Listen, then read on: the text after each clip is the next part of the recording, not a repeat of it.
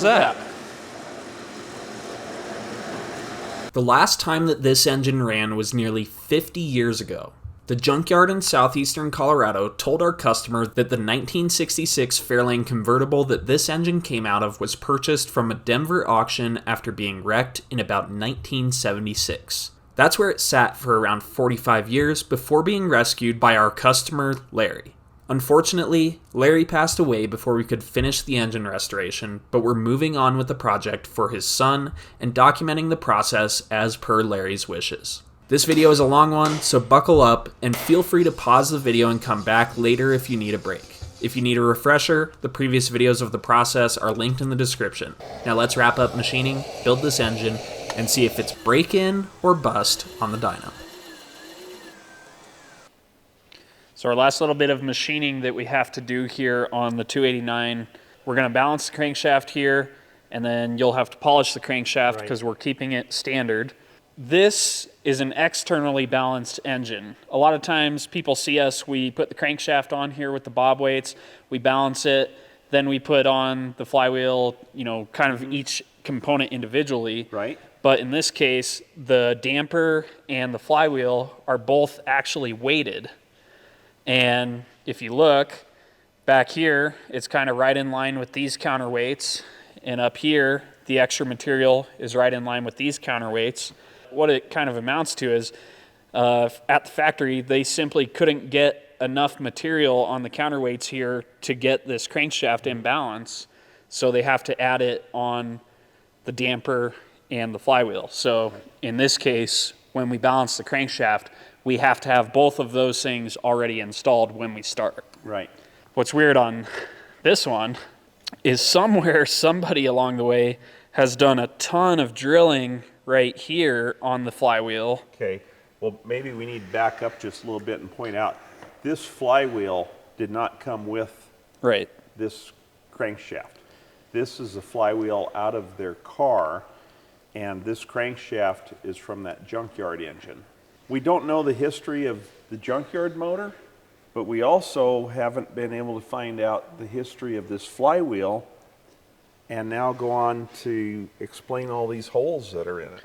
Well, it's just interesting. Somebody did a lot of drilling on this thing, assuming somebody balanced it in a prior rebuild or something like that. But by drilling all of this over here, they're effectively actually making it heavier on this side. And I know that's really kind of confusing, but adding material here is the same effectively as removing material on exactly 180 degrees apart from it.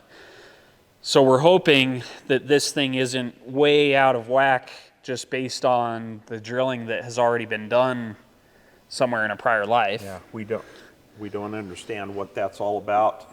And our customer, when I pointed that out to them, they did not know what it was all about either. Yeah. Fill them in on why we're not grinding the flywheel. Well, our customer also said that the car that this flywheel and clutch assembly came out of was the nicest, smoothest, engaging clutch they had ever experienced. Normally, when you're doing a whole engine like this, or if I was involved with it, I would say reface the flywheel and put a new clutch in it while you're here. But the clutch was still good in this, and he said it worked so nice, we're not going to mess with it. So we did put an indicator on here to make sure it's just pretty darn steady across. We laid a straight edge across the flywheel. A lot of times, from the heat, they'll kind of turn into a saucer shape, and this one is not bad at all that way. It really does check out pretty good yet. So we're going to leave that alone. We're going to miss. So just to answer people's questions, because I know there will be questions, why didn't you grind the flywheel? Yeah, and that's why. We're going to spin this up here, see how far off it is.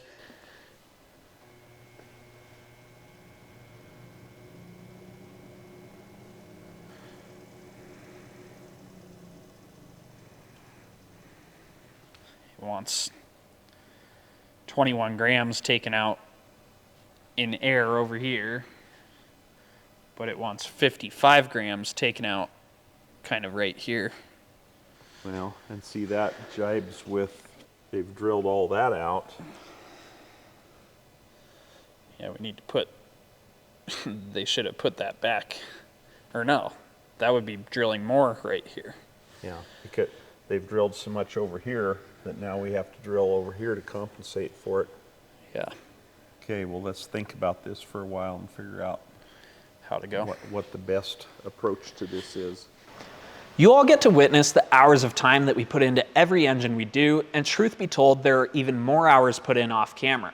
Getting a good night's sleep is the key to making those hours happen, so we wanted to take a moment to tell you about the Memorial Day sale that our sponsor, Helix Sleep, is running right now, which you can learn more about at helixsleep.com/JimsAuto. Helix Sleep makes premium mattresses and bedding that are customized to fit your needs and conveniently shipped right to your door. Most of you know that my wife and I had a baby girl a little bit over a year ago, and despite that, we've been able to get amazing sleep for the last 10 months since we got our Helix mattress. Have you ever shopped for a mattress in person? You lay down on one in the store for a few seconds and you can't really decide if it's comfortable or not, and ultimately the salesman just pushes you in the direction of the mattress that they get the best commission on. But Helix Sleep makes it easier and smarter. Helix made a sleep quiz that matches your unique body type and sleep preferences to the perfect mattress for you, and it even takes into account a partner's preferences for a fair compromise. I personally am a side sleeper who likes a medium firmness mattress, and I share a mattress with my wife and sometimes 2 dogs. Based on my results, Helix matched me with their Midnight Luxe mattress. The quiz takes the guesswork out of picking the right mattress, and it eliminates any outside influence. Honestly, one of the biggest complaints that we had before switching to Helix, aside from the massive sag in the middle of our old mattress, was sleeping too hot. Our house was built in the 1950s, and the AC struggles to keep up with the hot Colorado summers. So we were able to customize our Helix mattress with the Glaciotex cooling cover to help keep us cool and comfortable while we sleep. The Helix lineup offers 20 unique mattresses, including their award-winning Luxe and Ultra Premium Elite collections, the Helix Plus, a mattress designed for big and tall sleepers, and the Helix Kids mattress designed for growing bodies and endorsed by child sleep and medical experts. The best part about all of this is that Helix delivers your mattress right to your door with free shipping in the US. The mattress comes rolled up in a box and is super easy to set it up yourself. And if it makes you nervous to buy something that you haven't tried, Helix has a 100-night sleep trial, so you get more than 3 months to make sure that you love it. Plus, Helix mattresses have a 10-year warranty, and they even offer financing options and flexible payment plans, so a great night's sleep is never too far away. I love the sleep that I get thanks to my Helix mattress, and I think you would too. So if you're ready to upgrade your sleep, visit helixsleep.com/JimsAuto or click the link in the description to take advantage of this Memorial Day offer and get 27% off site-wide plus a free bedding bundle with any Luxe or Elite mattress order. Thanks again to Helix Sleep for sponsoring today's video. I'm going to set this up so that we can do our adjustments on the flywheel itself and on the damper itself. Now, in a perfect world, Ford would have sent out these flywheels calibrated to a specific imbalance, you know, whatever this weight here is. Same thing on the damper side. Ford would have sent them out with a specific imbalance at a specific location right here where this weight is. And in that case, what would be the ideal thing to do would be to make your adjustments to the crankshaft itself, and then if the customer were ever to go buy an off-the-shelf damper, theoretically, they would be able to install that without it changing any of the balance of the crankshaft itself. Same thing on the flywheel.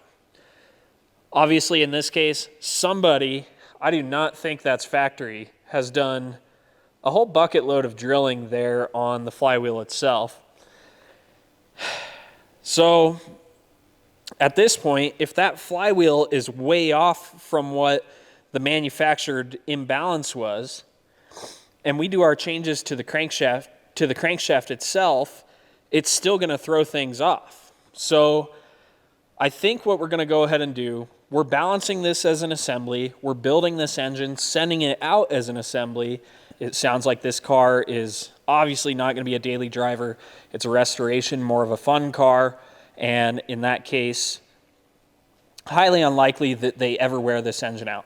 It's possible, and if they did ever need to replace, say, the damper or the flywheel, what would be ideal would be to take the damper off of this crankshaft, spin it on a balancer, and find out what the imbalance is, and then make their new damper match. So it's just kind of different ways to do things. By the book, maybe not the best to do our adjustments on the flywheel and on the damper, but that's what we're going to have to do today. The other option that we would have, I think when we spun this the first time we saw, would be we would need to actually add heavy metal to the crankshaft. And on a stock application, it's just not what you do. Heavy metal is expensive. It's more expensive for the labor. It's just not worth the benefit. So what this is telling us here is on the flywheel side, we need to remove 23 grams at 8.5 degrees, which is saying right up here. So again, what they effectively did by drilling all of these holes over here is they effectively shifted the imbalance to be heavier on this side. So we're actually about 23 grams too heavy over here. So what we'll need to do is drill some material out, and I'll probably do it out in this area and try to get that 22 grams down to a little bit more reasonable number. You know, this being a stock street, not even a street strip kind of thing, it's a stock street engine. I guarantee you there have been thousands of engines put together in the past that are farther out than what this even is. So on the front side, it's telling us if we wanted to, we would need to remove material over here. But the other thing we can do is add material. So on the case of the damper side, I think we're actually going to see about plugging maybe this hole and this hole, or one of those two holes, and see if we can't take care of our imbalance by actually adding some material to the damper. I'm thinking about putting a dowel through one of these holes because there's nothing functionally that would be hurt by plugging those holes. And talking to my dad, he actually said he's seen dampers from Ford come out of the factory with holes plugged like that. So let's spin that and see what it does.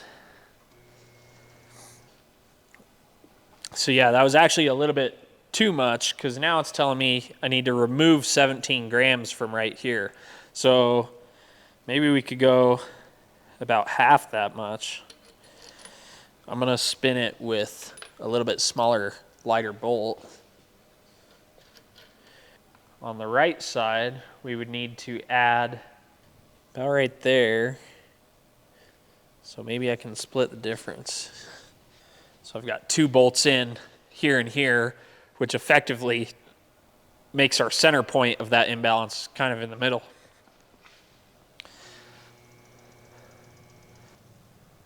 That gets the back like perfect. 0.07 grams at that point in the back. So like there, it's saying if we removed 8 grams off here, we'd probably be in the right ballpark.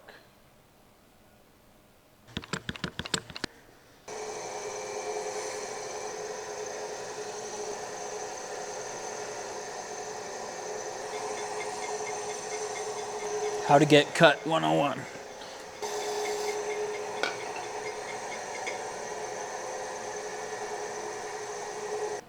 So now we have an interference fit.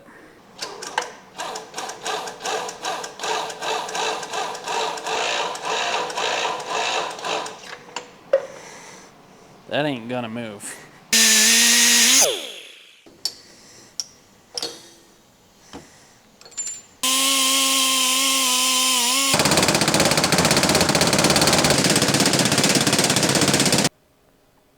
I won't tell if you guys won't tell. Obviously that's a joke, but you get the point.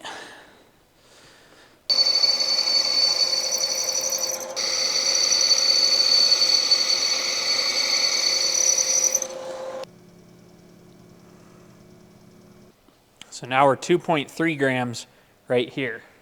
So I think that's close enough for now for the front. Let's go back to actually drilling the back, because remember right now we're just simulating it with these two right here to get it pretty dang close. by adding here is kind of similar to removing right here. Adding here is similar to removing right here. By adding here and here, you're effectively adding twice that right here or removing twice that right here. I think one big hole there is still going to be a little bit tough to swing because we're about, I think, 32 or 35 grams between the two of those. But if we go, straight across to this one, and let's out here somewhere, we'll take half that depth, and same thing straight across here, we'll go there and do half that depth. I think if we drill a 1/2 inch diameter, 300 thousandths deep hole at both of those points, I would guess we're going to come in pretty dang close. I think we've got the flywheel side tuned in about right. So I think what we're going to have to do, honestly, it's been close enough for quite a bit here, but I'm just being kind of anal and taking it a little bit closer. So we're 0.07, kind of right, I think right in the center of this counterweight, essentially, right in line with that hole. So we're really, really good on the flywheel side right now. And it may change when we do our final adjustment here on the damper. But on the damper, at 29 degrees, the way it's programmed currently, so kind of right here on this edge, we still need to take 4 grams. So let's take this off, do one more final adjustment on the damper, put it back on, and I think then we'll be way, way, way, way, way better than this needs to be, but I'll be happy anyway.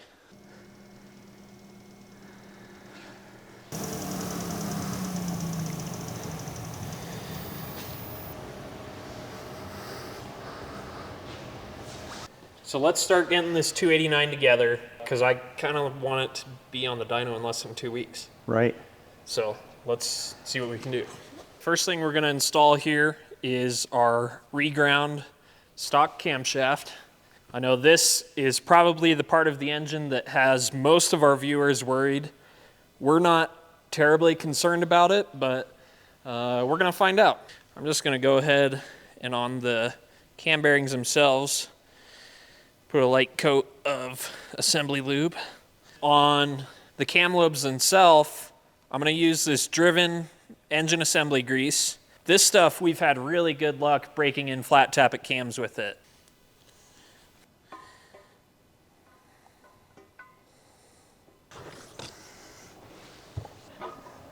There you go. Watch them as we go, kind of double check that they're all standard size because we didn't grind the crank or anything. We want to make sure they're right. Second month of 24. Is that a good month for bearings?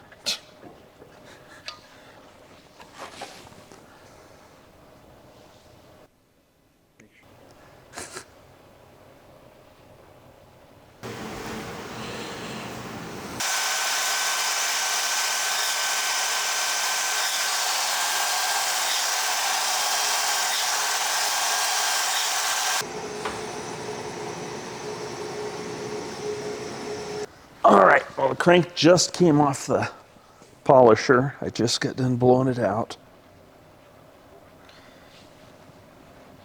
You polished the crankshaft. The customer wanted to keep it standard if we could, and it measured fine, so you did polish it. It's going to be on the looser side.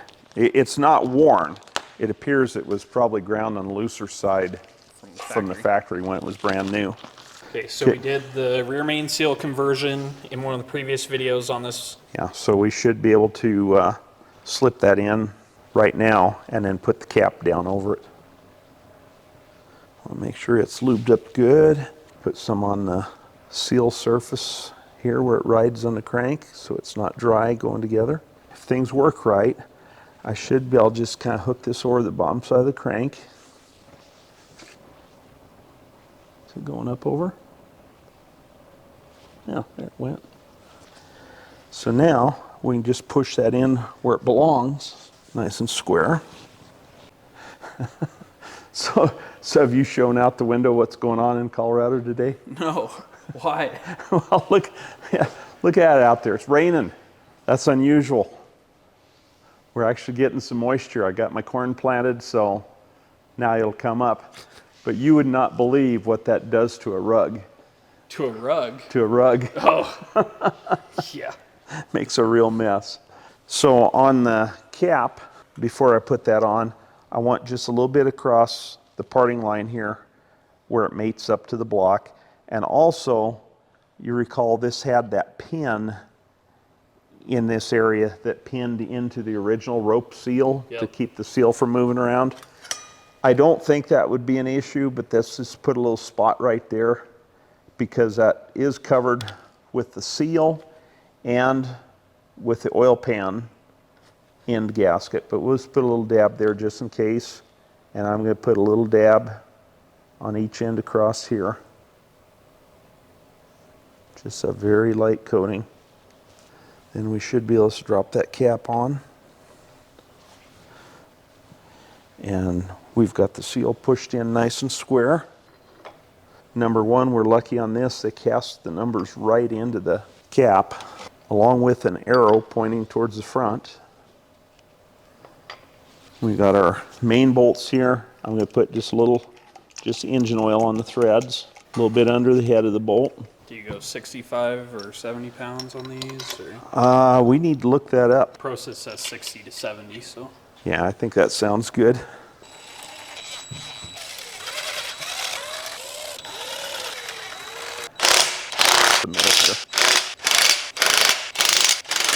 Bump the thrust back and forth to align it.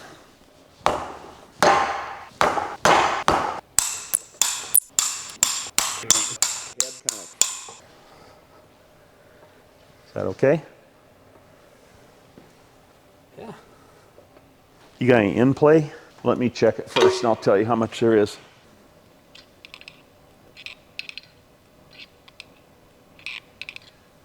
I'm going to go with 5.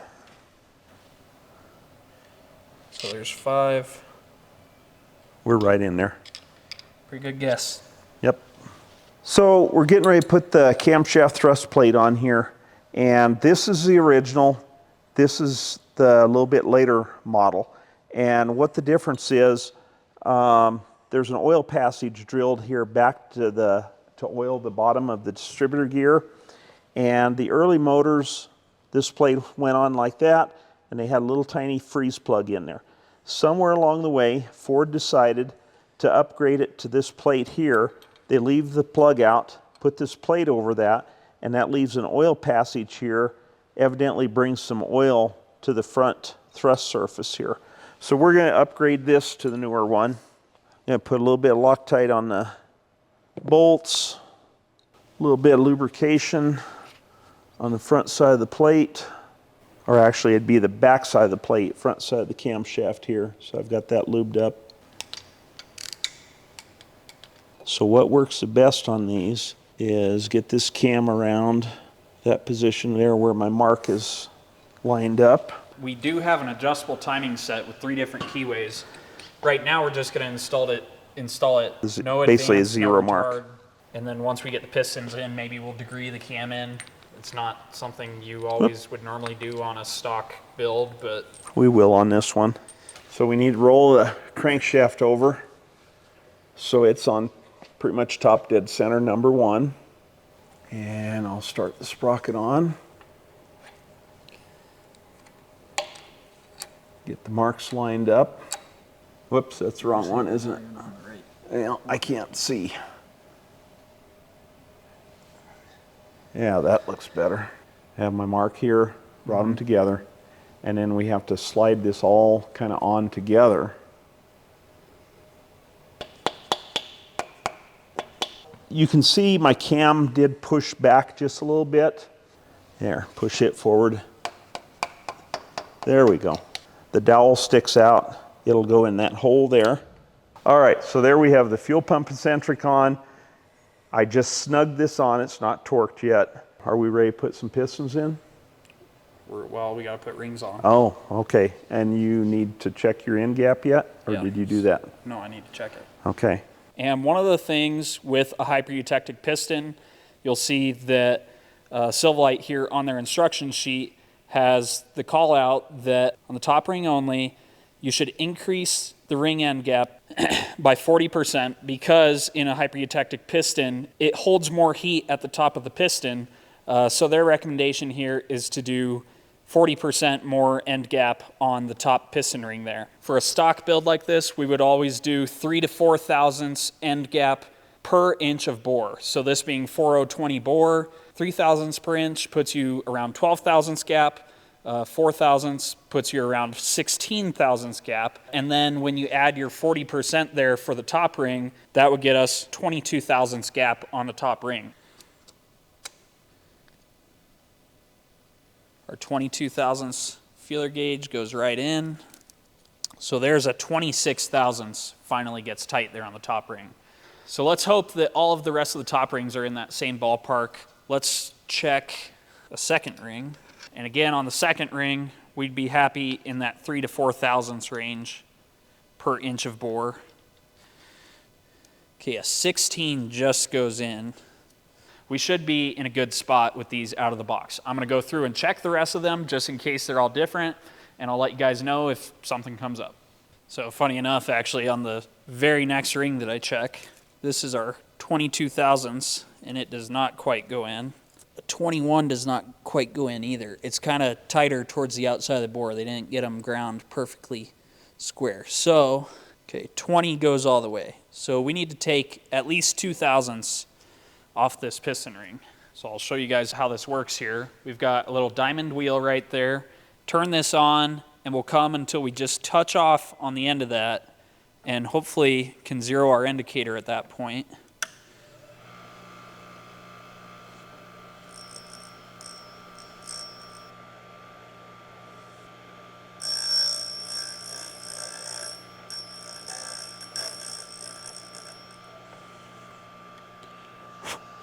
So after grinding it there, my 22 goes right in. My 23 goes in, but it's tight. So say that's good to go. Okay. So I'm doing these pretty much just like I always do. Put the expander gap here over the pin, spiral the bottom rail into place. With the gap in it over on this side, I'll spiral the top rail in with the gap on the opposite side. There's our second compression ring. I don't know if you can see that on the camera, but there's a inside bevel that goes down, and it's labeled top right here. Okay. And these are not so tough, but what I think I can spread those just with my fingers, put them on. And again, I'll put the gap in that ring over the pin here. Top ring makes no difference which way it goes. It goes on real easy. And I'll spiral it around, or just spin it around, not spiral, spin it around so the gap's opposite over here. Okay. Okay, I'm gonna start getting our bearings put in.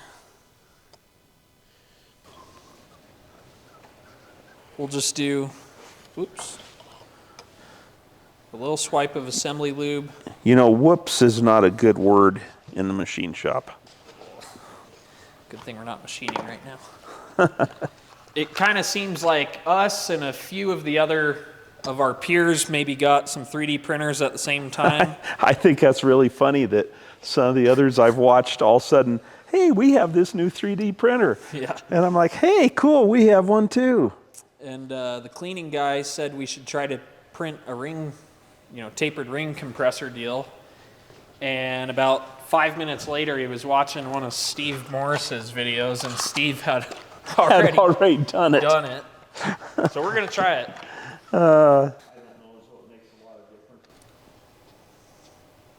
Okay.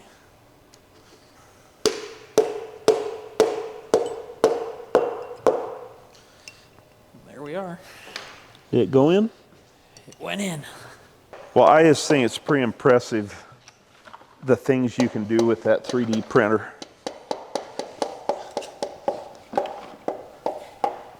And the amount of... It took them a while to get to where they are today. Mm-hmm. But it's amazing what you can, like you said, what you can do with it.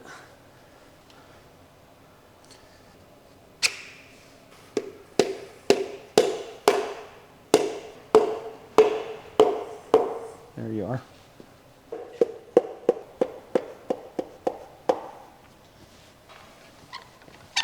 I don't know if you saw that comment. Somebody was Oh, yeah. complaining about Complaining us doing about the wave lock, Yeah, because they come off so hard.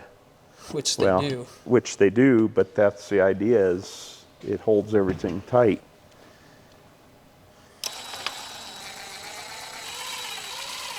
Go ahead and torque that. Okay. 35. Yeah. Oh, we should bump those back and forth just a little bit.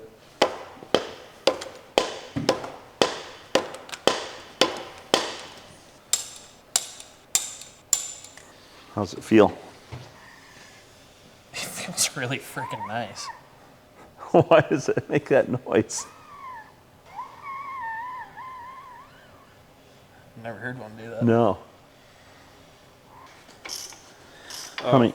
And yeah, you want to talk? You took that other piston out? Yeah, that was weird last night when we put that one in and turned it. It had just a weird sound to it.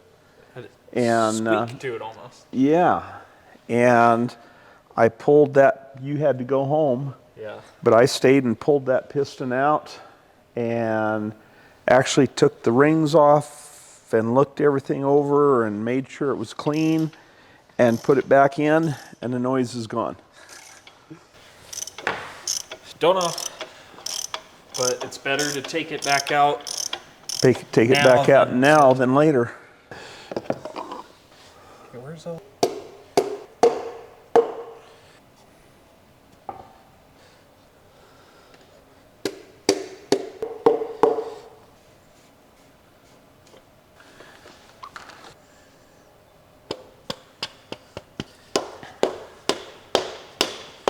With these ARP bolts in there, that bolt fits snug enough in the cap that it probably really isn't necessary. But some engines, for instance, most of your Buick engines, the cap really fits sloppy in the bolts. And if you bump that back and forth, it'll align the cap and rod together so the side fits flush better in the in between the journal there. But there are probably some people who watch who have only ever done something with like cracked caps. Yeah. Or doweled, like a lot of your aftermarket H-beam type rods Right. have dowel rings. That they line themselves perfectly, Yeah. but not all rods are that way. It's just funny, all the things that we do that are involve so much finesse. And then sometimes you just gotta get out the hammer. That's right. So,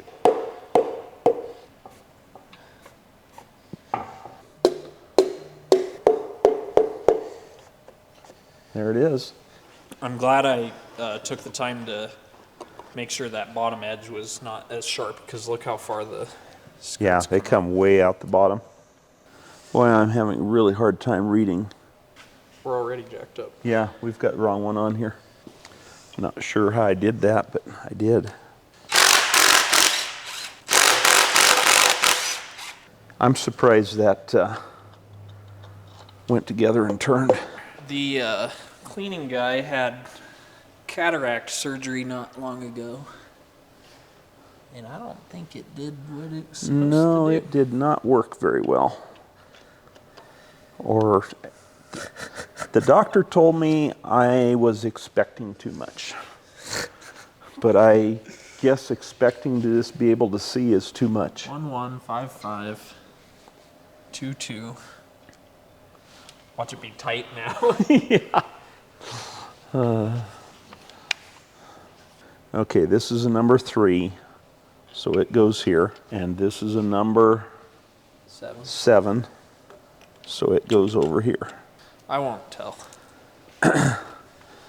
Well, it's not a comeback until it leaves the shop, so.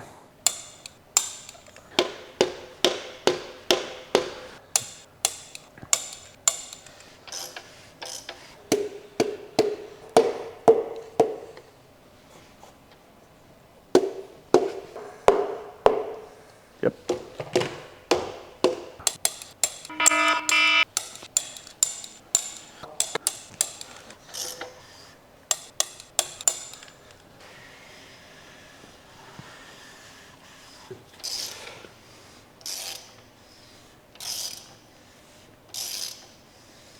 First thing that was probably visible in the earlier in the video, but I go to start degreeing this thing, which is a total waste of time on a stock engine anyway. For the most part, yes. For the most part. But we thought we'd do it for fun for the video. And you had the crank sprocket on the wrong keyway. You had it on the advanced keyway, but you were lined up with the zero advance, zero retard timing mark. So the intake valve was wide open at top dead center, which is not where it's supposed to be. That way it can breathe better when it fires. Yeah, something like that. So we fixed that. But the next thing here, trying to do a video about degreeing a cam. Degreeing a cam is not complicated, but you start to overthink it and the math can really screw with your head, let alone when you're trying to explain it for a video.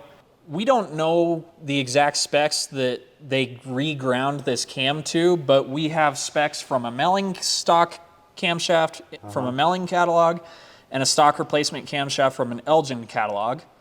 And they have differing specs. They're supposed to be the same cam, but the numbers aren't exactly the same. All we're getting from this is kind of a qualitative analysis of like, is it way far off? Right. We're not getting a hard quantitative, like, these are the exact numbers and it's exactly right. So take this with a grain of salt. Because that's what we're having to do, because all we've done here this afternoon is confuse ourselves on it. Yeah. So a lot of times people are just going to degree the cam off the intake valve. Right now we actually have the indicator set up on the exhaust valve. You can go off the opening and closing points, 50 thousandths lobe lift on the open side, and then it opens the rest of the way and then it closes and you're at 50 thousandths lobe lift. So those are the intake opening points and intake closing points at 50 thousandths. And then you can also find the intake center line. A lot of people recommend to go off the intake center line. But anyway, and again, since we're checking different stuff, we're on number 6 cylinder instead of number 1. We started out on number 1 cylinder and wanted to just see if another cylinder would be the same, and it was easy to move over to the companion cylinder number 6. Yeah, and they did come out the same. So we start with getting the piston close to top dead center and then putting our degree wheel on here with our pointer pretty well pointing at top dead center. And then I'm going to back this up, and what we would do is with our indicator on there, bring it up to a certain point. I think I was doing 50 thousandths from before top dead center. Yeah, before top dead center, and we check, and it says about 13 and a half here on the degree wheel. So then we go past top dead center, bring it back down to 50 thousandths, and again I'm doing this quick, but 13 and a half on the other side. So that's one way to find true top dead center. Split the difference. Even if you ended up with 15 on one side and 20 on the other, you would split the difference. Yeah, but when it's all said and done, once you have moved this mark or moved your wheel to the right spot, the degrees will be the same on both sides. On both sides, if you have it correct.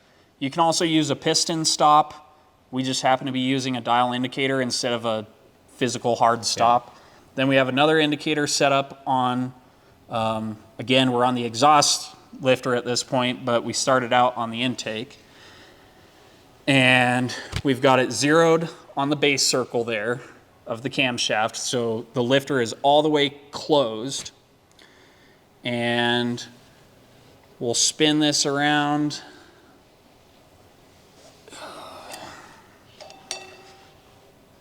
And as that starts to come up,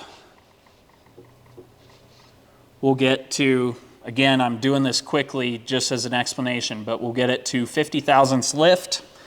and you look at your degree wheel and we say, okay, we're reading, in the realm of 20 or 18 and a half before bottom dead center. Then, and you can compare that number to your specs and say, where's it at? Again, we're finding the specs to be slightly different than the milling catalog says, but overall, we're coming out in the realm of maybe a few degrees advance, which for a stock engine is not going to hurt anything. No, we're happy with it. We'd rather it be on the we'd rather it be on the advanced side, increase the low end torque a little bit. But again, we're talking, would you really know a difference with this cam at all? I don't know. Maybe sometime we need to test that somehow. We have the dyno there now. We should test that. Okay. So I'll show you the next way that you can do it. Your instinct might tell you that you could just turn this around until you see the dial kind of top out there at the top and say, okay, our exhaust center line is whatever it reads on the degree wheel. But that's not a super accurate way to do it because, as you kind of go over that top of the lobe, it kind of, I don't know if dwell is the right word, but it kind of... the needle would dwell at a point there, and you can actually move the crank several degrees and really not change the needle much. Yeah.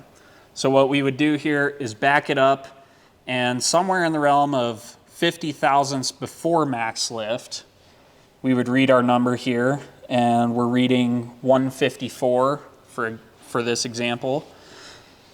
Then we would go past max lift, and we would go right back down to that same 50 thousandths away from max lift number. And again, I'm just doing this approximate. So we had 154, and now here we're reading 57. So now you take the average of those two, so 54 plus 157, and divide that by 2. It's 105 and a half. So that's a more accurate way of finding your center line is by taking an average of the 50 thousandths either side of that. Then again, as we come back down here, and most people will go just off the intake center line. Like that's generally accepted as a pretty accurate way to do it. Check one lobe, one time, and call it good. And I went past it, so I'm going to back far enough up and then come back down. And we'll stop again at 50 thousandths lift, read our number, and compare that to the closing point from your cam card at 50 thousandths lift.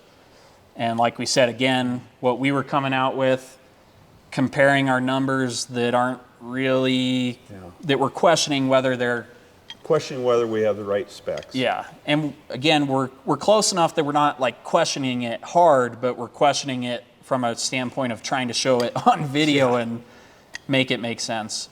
But again, we're coming out slightly advanced. And generally, people will check number 1 cylinder, and that's good enough. If you really wanted to rip your hair out, I guess you could check every single cylinder and take an average. Take an average, or figure out if your cam is the same from one cylinder to another. If your cam is the same, how would that work? Because you'd need to check top dead center on every single one. Every single one, yeah. And is that, where does that come in? Because you see cranks all the time when you're grinding cranks that the index is off. If you really wanted to do that, it is really raining out there. It's really coming down. It's pouring outside. I'm kind of looking around, wondering what's going on out there. But anyway, and it's been doing this for several days. Yeah, it ain't right.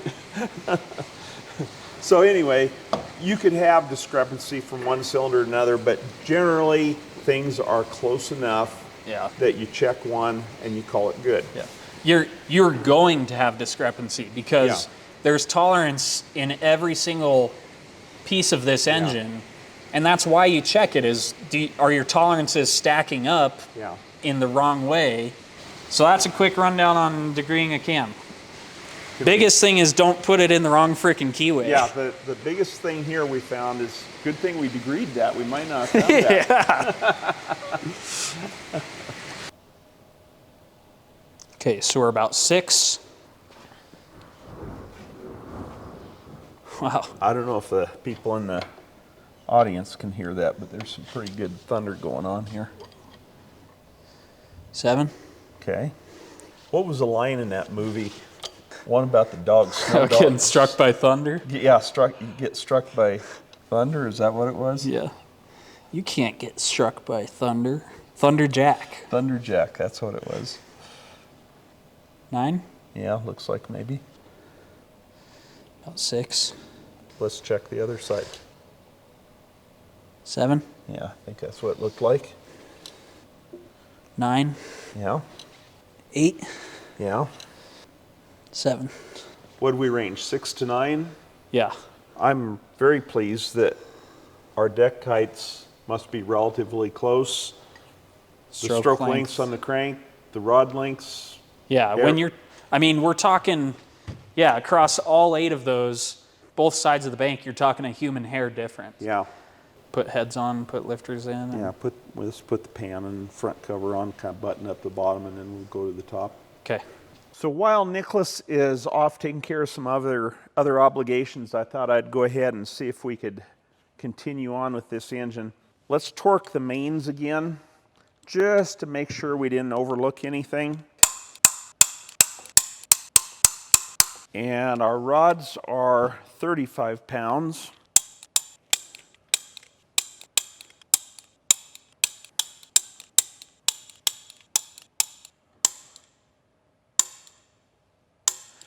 So I do have a brand new milling oil pump here. I have a brand new drive shaft here to put in. There's probably nothing wrong with the old one here, but it does show just a little bit wear here on the ends of this hex shaft.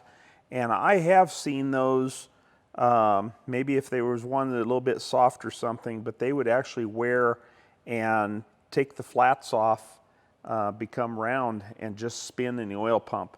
So it's always a good idea, put a brand new one back in. Pretty cheap insurance, put a little bit of oil in it, spin the pump around, makes it prime better. We do have new gasket here. I need to drop this drive shaft down in where the distributor fits down in. Always want to make sure you get that in place. I'll take my bolts here that mount the oil pump, and we'll put just, whoa, that was plenty. A little bit of Loctite on those. A little more than I had intended. And we'll torque the pump in place. Now I think we can put the pickup screen on. I will be reusing the old one here. There's absolutely nothing wrong with it. We've got it cleaned up nice. You always want to make sure if you have a screen like this with that piece across there that that gets cleaned up real well underneath that, because trash, gasket material, old broken up valve stem seals can stick under that real easily, and that stuff come loose, go right back up in a new engine. Would not be good. So, you know, it's probably recommended that you actually replace this, but they're not always readily available. And like I say, this one looks real nice. The screen is good. I know we've got it clean, so we're just gonna reuse it again. Just like the oil pump, it does have a paper gasket, and I put just a little bit of Loctite on the bolts. We'll screw that on and go ahead and torque. And at that point, you want to roll the crank over and make sure everything clears. Once in a while, you'll get a pump that maybe the casting is off just a little or different from what the old one was, and run into a clearance issue. But we do not have any problem with this one. Also, looking down in there, my drive shaft is in place where it needs to be. So I think we're ready. We'll put the front cover on next. So as you can see, I got the seal pressed into the timing cover. This timing cover is actually pretty good shape compared to most we see on engines this old. It had a little bit of erosion around the water ports here, but not real bad. I did run that across our platen grinders, basically just a big belt sander. Made sure it was absolutely flat. Didn't take very much to clean these up relatively well. They're not perfect, but they're close. So when I put this on, I'm going to put just a little silicone sealer around each one, but not so much that it squishes over and plugs this little weep area here, because this is designed so if it leaks water here, if it comes out, it'll just leak to the outside instead of going all the way across and coming inside the engine. A leak to the outside would be much better than anything leaking to the inside that you couldn't see. So the first thing here in going together, we need to put the oil slinger on. That just helps throw the oil away from the front seal here.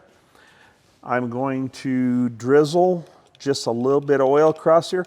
That's a word I learned from my wife. She was a home ec teacher for many years, taught a lot of kids how to cook and sew. I think she taught sex ed too. That was always good. But anyway, that was a word she used in cooking. So I'm going to just put a little bit of oil so it'll just kind of gradually run down across there. Lube that chain. Going to take a little bit of our assembly lube. It's a little bit thicker. And I'm going to squirt that here inside the teeth of that gear. So there is a little bit of heavier lubrication in there. They'll probably stay put if this engine sits for any length of time before it's assembled.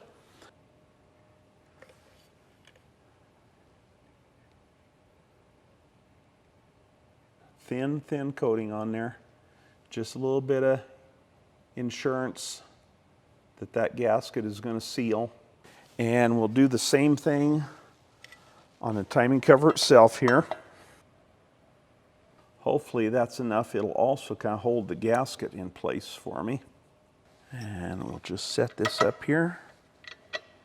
Now the newer small block Fords, as I recall, they made them with some dowel rings in here to help line that cover up, because, let me loosen this just a little bit so it'll move around on there. You can see this moves around. There's nothing to line it up with the seal in the center there. So let me go get the harmonic balancer and let's see if I can slip it on far enough just to center that seal before we snug those bolts down. Get everything lined up here where I really like it to be. There, that feels much better. I like where that's at. What I'm going to call 5 and 6 up top here. So it appears that while I was putting the back plate on the water pump, I had turned the camera on and took one photograph as opposed to a video. You can see I have the backing plate installed here with these 2 bolts. I have the gasket in place. There's a gasket in between here where I use silicone on there. There is no coolant, anything in this area, so there's no reason to put any sealer there. The only place it needs it is around the water openings. If any coolant does get back into there, there's a groove right here anyway, so it'll weep down out of there and not stand full in the engine all the time. I had talked about, I'd had this water pump rebuilt. I was surprised they didn't surface this face when it was redone. The impeller sticks up above the surface, so I can't run it on my belt at this time. I'm disappointed it came back. They did not put new heater hose tubes in the pump. These are pretty eroded. I'm going to have to pull those out of there, try to find some new ones, but I don't want to pull them out until I do have the new ones in hand. So I think at this point we're ready to set this up there, start putting some bolts in. So let's see if we can get this on there.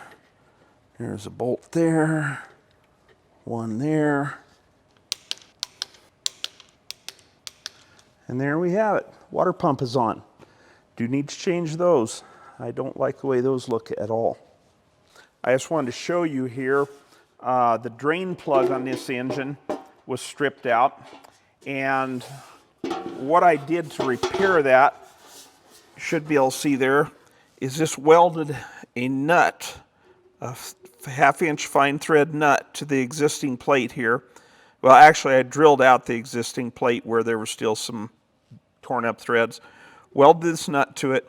On the underside, you won't be able to see it, but I cut a notch in there so that when they drain the oil, it will allow all of the oil to drain out, because when you stack a second nut on top there, it raises the level of where the oil can drain to. But with that little notch cut in there, it'll allow all the oil to drain just like it did before. With that, I had to get a little bit longer drain plug. I wish I could get a flanged bolt to put in here, but I think it'll work anyway with this one if I don't manage to find one. This is just a regular fine thread grade 8 bolt. We're using a copper washer for gasket. Might be a good idea to just kind of coat each side of that with a little bit of silicone whenever it goes in. Might help seal it up, but I think it'll salvage this oil pan, because other than that, this is a beautiful oil pan. It's never been on and off before, just a one-time installation. It's not all bent up like so many pans you see. So with that, we're ready to put the gasket on here. These engines originally used, or at least the replacement gasket, is a cork gasket. You lay one along each side here, and then the rubber gasket along the end here. Normally is put a little silicone in the corners here to tighten that up so it doesn't leak. But we're going to upgrade this a little bit. Felpro makes a silicone gasket for these, one-piece gasket. It has metal impregnated along the sides with stops so you can't over torque it. All one piece. So we'll put this on here. I'm just going to use a little silicone in each corner. I'll probably put a little dab where this timing cover meets, because there could be a line there that could leak out a little bit. And we'll see if we can get it sealed up with that. Should be much better than that original cork gasket was. So let's just put a little tiny dab in that corner, just to close up any gap there might be. We'll put the gasket in place here. Make sure it's down where it belongs. You know, those cork gaskets are great, but they do eventually seep just a little bit. Even when they're sealed, you'll see a little bit of oil will gather some dust along the parting lines, where this silicone gasket should completely seal it up. And again, I'm going to put just a little bit here where the corners of that oil pan is, in case the curvature of the pan does not exactly match the gasket here. I'm going to put the corner bolts in, and I'm absolutely not tightening those up, but I'm going to just start them in, because they will kind of hold the oil pan in place.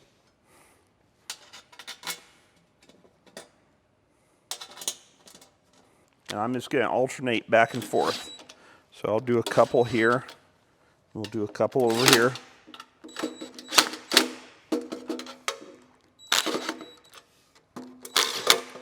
Alternate back to this side. And now we'll see if we can torque those.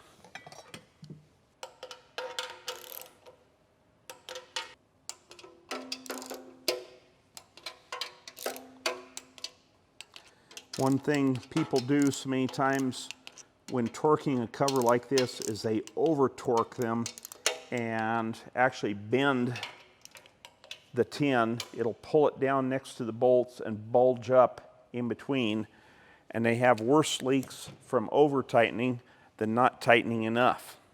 We have the oil filter adapter here, needs to go into the block. Need to tighten the drain plug. There you have it. And I believe that completes the short block. I'm going to wait until after we've painted the rest of the engine here. We want to make this nice Ford blue before I put the harmonic balancer on. So let's roll this over to the top. and we'll start working on getting the lifters put in. So at this point in our video, I want to take some time, and we would like to clear up some myths concerning flat tappet hydraulic cams and roller hydraulic lifter type camshafts. Now, all of these older motors were built with flat tappet hydraulic lifters. People used them for years and years, but in the last few years, there have been a substantial number of failures. There's all kinds of information and misinformation out there about what causes that. A lot of that information blames China, because you all know a lot of our engine parts come from China. This here is one of the original lifters that came out of this engine. You can see, it got some lube on it there off our camshaft, but it is a flat tappet cam. It looks real nice. It's not worn bad or anything. That would have run a lot of miles yet had we not been tearing this engine down. But there were some that were showing some wear, and they certainly were not good enough to put back in without regrinding the cam and the lifters. We did have Delta Camshaft regrind the camshaft for us. It came back looking absolutely beautiful. I'm quite pleased with the way it looks. But we have had a lot of comments from people saying, oh, all you need to do is just throw a roller cam in there out of, say, a 1990 high output 302 Mustang or whatever. Yes, indeed, that cam will fit inside the motor. No changes necessary to make it fit. This is a factory roller lifter here. You can see it is substantially taller than the original, but look at where the oil hole is. You can see the original oil hole and where the oil hole is on this replacement lifter. Now watch what happens when I roll this engine over. And again, you would have to put the link bar setup and the spider tray in here to hold those lifters, but that can be done. But watch what happens when it opens that valve. That lifter comes up, and right there, it opens up the passage, and you're going to lose all your oil pressure out. You can't have that. The later blocks that were designed for roller lifter cams, the casting here is actually taller. There is no way you can put a stock 302 roller camshaft in one of these engines without, at the very least, having a cam ground special with a small base circle so it drops the entire lifter down closer to the center line so it never ever comes out the top here and loses the oil pressure. So that is absolutely not an option on this engine. One other option, you can use the link bar lifters, and I've got a pair of those here that I have watched real close as you roll the engine over and the valves open, and it appears that they would probably work. In comparing the length on them to the original hydraulic lifter, it looks like the oil band is about in the same position, and it does not have that extra little drilled hole, or this actual opening here in the top that comes up out of the lifter bore. So that is an option. You could probably use the 302 factory roller cam in this engine with these link bar lifters. But let me throw something else out at you there. I'm not going to talk exact numbers here, but I did a little bit of research, and if I was to buy this camshaft, the flat tappet cam, brand new from our supplier with a brand new set of lifters, it would cost me X number of dollars. To buy that camshaft in a roller version with the factory lifter here that doesn't work anyway, I mean, you could use that if you had a block that was designed for a roller and it had a flat tappet and you wanted to change over a roller, yeah, that's the way you would want to go. But changing to a roller costs 2.5 times more for this lifter with the roller cam as compared to the flat tappet cam with the flat tappet lifter. So, like I said, our other option is to use the link bar lifters. The cost on those link bar lifters with a roller camshaft would add 5.5 times to the expense of what this flat tappet hydraulic cam is and hydraulic lifters. So what ends up happening, your cost just goes through the roof on this. And not only that, once I go to that roller cam, I have got to change to different push rods. I probably need to change to better rocker arms.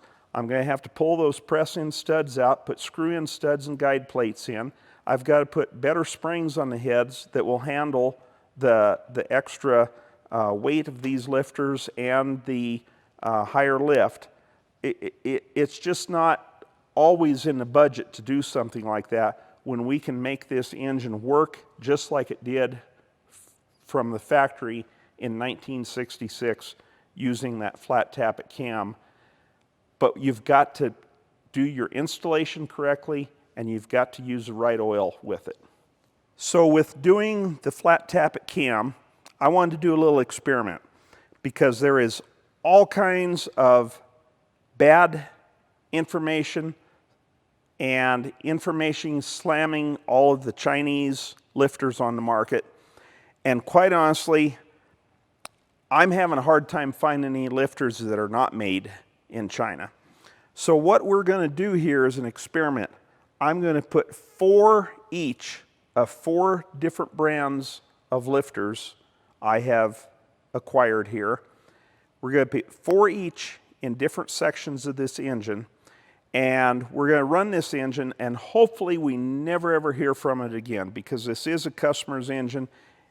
It's going to go down the road. He is aware of what we're doing here, and I have instructed him that if he ever has a problem with it, he is to contact us so we can see what really happened. But we're going to start out here with a set of lifters that was supplied to us from Delta Camshaft. That's the people that reground the camshaft for us. And the lifters he provides, he sources these lifters, and I don't know if you'll be able to see it on the camera here or not, but on the side of this lifter, he grinds a little flat spot on there. And as near as I can measure, that's not more than probably about 1.5 thousandths deep. I don't know if you, as I roll that, if you can see that spot right across there. But he grinds a little flat on there, so every time this lifter, the valve goes closed, that opens up down on the bottom side here and spits just a little bit additional oil onto the camshaft. That's his cure for all these camshaft problems we've been having. And I tried to find out from him what brand of lifter he uses, where he sources these from before he grinds that flat on there. And he was pretty tight-lipped about it. And I don't know, right there it is. I don't know if that will show to you out there if I keep turning that a little bit or not. But if you get that in the light just right, and guess what that is? That is the same insignia on a Maressa brand lifter. Maressa lifters are a company out of Mexico. I always thought they were made in Mexico, but I got looking a little closer on this package, and if you see right there, Hecho in China. So here we are, we have our Mexican lifter company sourcing their parts from China. So that's exactly what these lifters are. They are the Maressa brand lifter that Delta Cam has ground the flat on. So we're going to put 4 of these in. We're going to put 4 of the Maressas in that have not been ground. Let me open this up here. I'm going to show you. I have not had these, have not had these open yet, but there is that same insignia that is on the Maressas that came from Delta Cam. And you can see these here look identical to the ones that are from Delta Cam, with the exception they do not have the flat ground on the side. But if I look real close, just the right spot here in the light, you can see that same part number and same insignia, just like these over here. So that's definitely what those are, is a Maressa lifter that he's ground flat on. And here we have the original Maressa with nothing done. As our next experiment here, I have a set of Johnson, or High Lift Johnson, a division of Top Line Automotive, out of Muskegon, USA. Says right on the box, made in USA, toplineauto.com, B900, 4-piece lifter set. If I open them up, we have their lifter. I mean, looking at it from the outside, virtually the same thing. Not a lot of difference that you can see. There is not any printing on it whatsoever. I can't see anything to identify it once it's out of the box, but that is what we're starting with. And then our fourth lifter we got from SBI. You know, they are one of our suppliers that we do videos for. Again, their lifter virtually looks just like all the others. On their box says made in Mexico. And I called and talked to one of their engineers about this, and he told me that these are sourced from an OE supplier out of Mexico. Now, does that mean they're 100% Mexican made, or are they put together from parts from other countries? We don't know. Same way with the Johnsons. Says made in USA, but we all know that just because it says made in USA doesn't mean everything in it came from the USA. I guess I have my doubts about anybody that tells me that they have a US-made lifter or a lifter that is 100% made anywhere besides China. But like I say, I've been told these are Mexican. I've been told these are USA. This is a Mexican country or company, but obviously right on the box, made in China. So what we're going to do, I'm going to put 4 of these lifters in the front 2 cylinders of the block. I'm going to put 4 of these in cylinders, see what that would be, 2 and 6. I'm going to put these 4 in 3 and 7, and these 4 lifters in cylinders 4 and 8. And hopefully we never ever hear from this engine again, but if it does come back, we can kind of track and see what the wear is like on the 4 different brands of lifters. Anyway, the intake and exhaust on this cylinder, intake and exhaust on the cylinder over here, we're going to install a total of 4 of the lifters that were supplied to us from Delta Camshaft. We're going to lube them with our driven assembly lube. It's high in zinc content. There are those 4. Now the next 4 lifters are going to be straight Morettas right out of the package. Okay, now the next ones will be our Johnson lifters.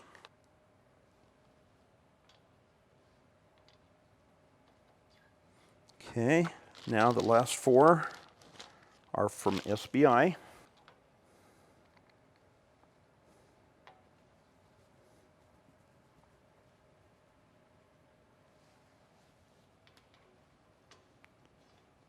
Well, I want to apologize to everybody. That last section of video there ended kind of abruptly as the batteries went dead in my phone and my camera here.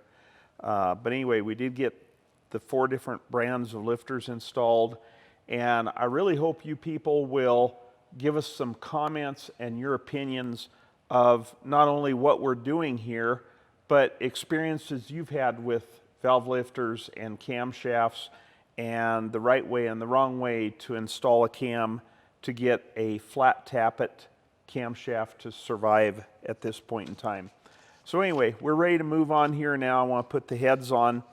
A lot of things have changed over the years on these engines. I know the gasket design has changed, the torque specifications have changed, but at this point in time, the heads need to be installed. There's a specific sequence here for torquing them on, and they are run down such that we are 80 pounds along the intake side where the longer bolts are, and 70 pounds on the lower side here where the short bolts are. There was evidently some problems with the intake manifold actually causing enough stress to somewhat lift the heads off the deck surface of the block, so they have changed a lot of that over the years. I'm going to kind of just fold this piece of paper up here and have it lay in here so I can see the torque sequence as we go. The head gaskets, a mistake I often see on Ford motors. There's one end of the gasket here marked front. The other end of the gasket has more open holes. You can see these extra holes here for coolant. There are none on the front. The gasket is marked front, so that means when we install this, I'll put that one on this side here. You can see the water openings are open here, closed off here. This one, to do the same thing, I have to flip the gasket over so the openings are at the back, and again, marked front here. But people look at this and they think, well, one gasket's upside down, so they'll randomly take one of them in spite of it being marked front, and they'll flip it over the other direction here so that the gaskets appear the same on the block. That blocks the opening off at the back here, and this bank will not cool if you do that. So they start their engine up, one side circulates, does just fine, the other side of the engine cooks itself to the ground. So always, regardless of what the gasket looks like, if it's marked front, top, rear, whatever, put it on the way the manufacturer recommends it to be. This head here, obviously the one that has a little bit of rust in that first cylinder, was on this side when we tore the engine down. So we're going to put it back exactly the same way. There it is. Our bolts, none of them go into the water jacket. They're all blind holes. So we're just going to use engine oil under the head of the bolt and on the threads for thread lubricant. If I run that one down, it won't accidentally fall off there. Grab my other head.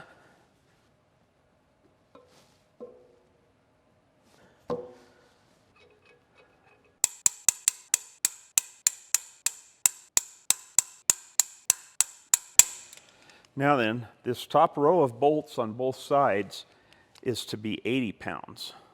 So I don't really know the right or wrong way to go about doing that, other than I'm just going to start in the middle, work out both ways, and bring those on up to 80. Okay, and there we have the head bolts torqued. I am back to help. So I'm going to start putting the push rods in and get the rocker arms on and adjusted. So on the down side of the push rods, I'm just putting some of our catch-up assembly lube.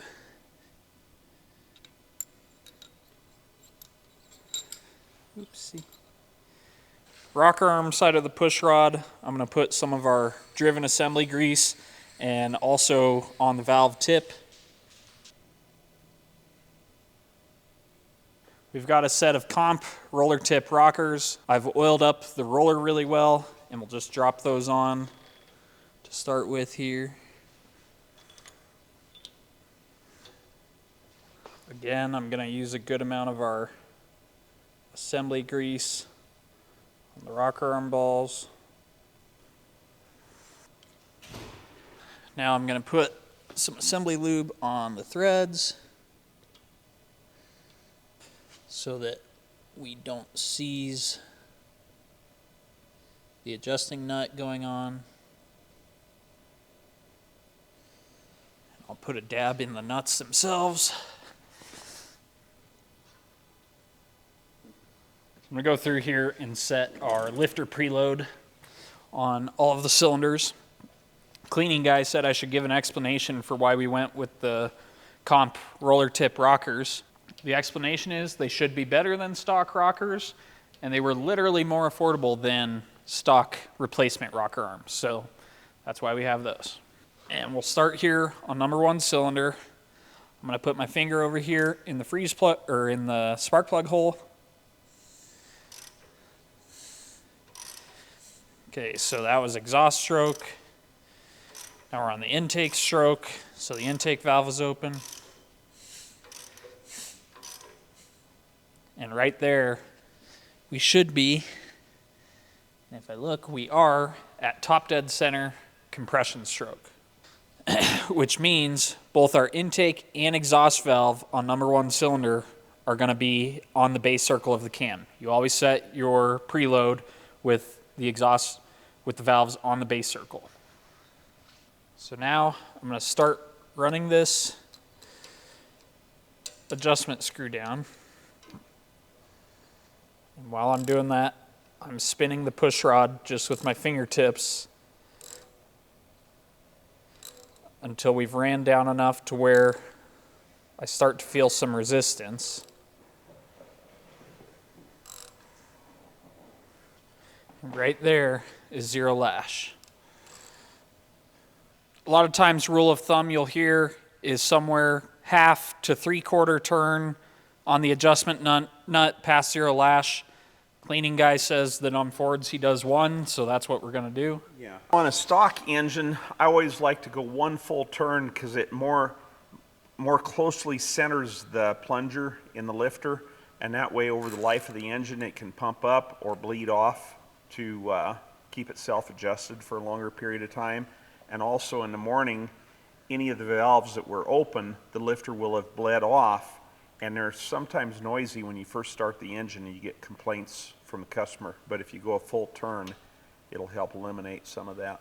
Okay, so now I'll do the exhaust side. Okay, there we are. I'll do 1/2. 1. Now that number 1 is done, we're just going to run through our firing order here to do the other 7 cylinders. We have 1, 5, 4, 2, 6, 3, 7, 8. So cylinder number 5 is right here. And if we rotate 1/4 of a turn, we should be at top dead center compression stroke on cylinder number 5. So I'll just turn this 1/4 turn. And both our lifters are on the base circle. Extra tiny seal, we're not using the rear main seal.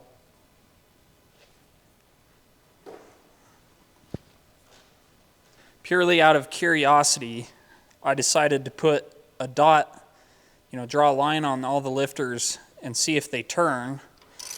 And turned the motor over by hand a few times here. Keep going here a little bit.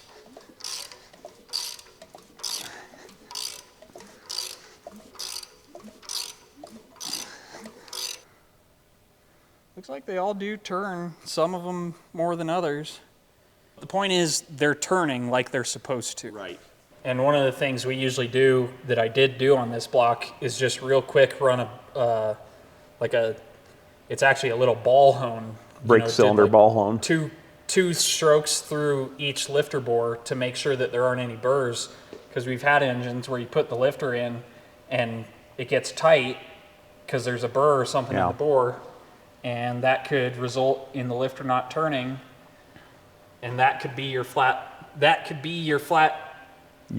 cam cause. The cause of the cam going flat. But people jump straight to the Chinese lifter, not the fact that they didn't do the right prep on their block. So we're ready for the intake manifold. Did you show on here our valve lash, what we have? In the book, it says valve lash is, I think, supposed to be 67 to 167. There's quite a range there. So here is roughly 120 thousandths, which would be, is that about halfway between 67 and 167? Do some math in your head. not quite, it's a little over half. Okay, well, anyway, I've stacked up enough feeler gauges there to be about 120. And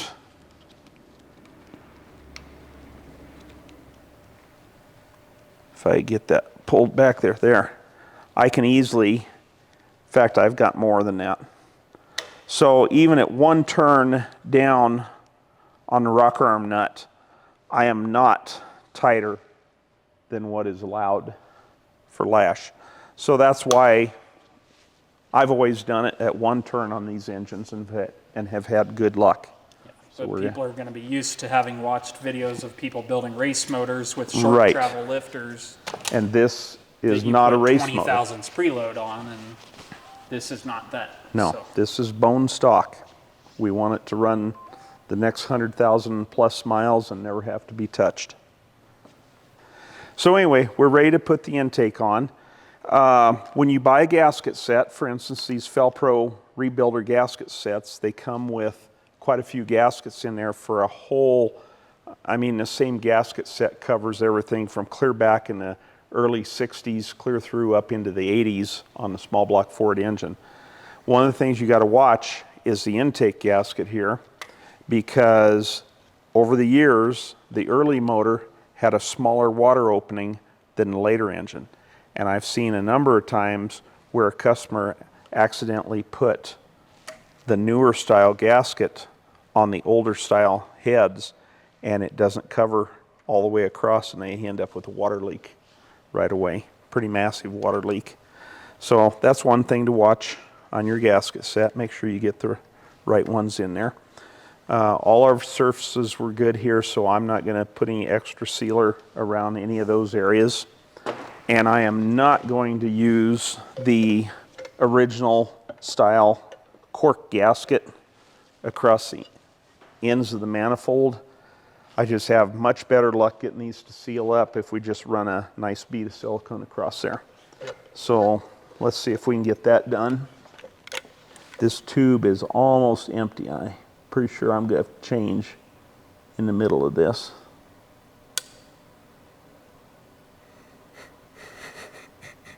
What are you laughing at? Just wondered why you were going to have to change. Something I should know. You're the one that has been fighting some what do you call that? Let's just call it food poisoning and be good.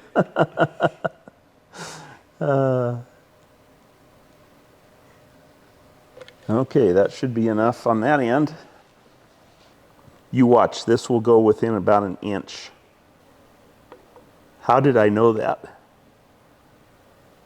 Is it out? It's very close. Hey, I think we're going to make it. These are a little bit hard to get leveled this way. They seem like they want to kind of surf back and forth, more so than some engines. Okay, help me know where to go down on there. Okay. There's that about it. Ford used a thin aluminum washer. Have we accidentally got 2 of them on there? No, that's just my eyes.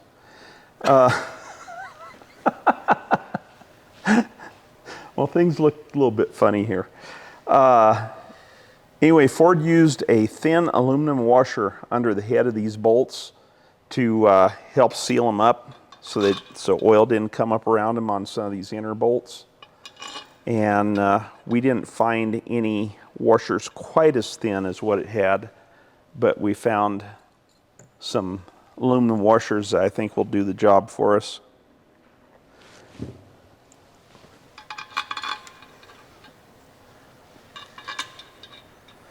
So looking at this from the back, that looks pretty even from side to side, doesn't it? I think so.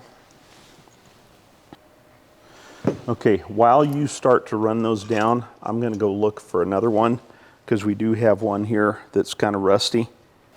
Okay, we've got all the bolts in, and usually I just kind of take these manifolds, bump them back and forth a little bit, try and make sure they've laid down into the valley as well as they can. Quite a little movement there, front to back, so we'll just kind of center it up there as best we can. And across the back end here, it does look like it's pretty square with the block. Okay, torque spec is 23 to 25 foot-pounds. Let's go 24. I feel like that might be a good number today.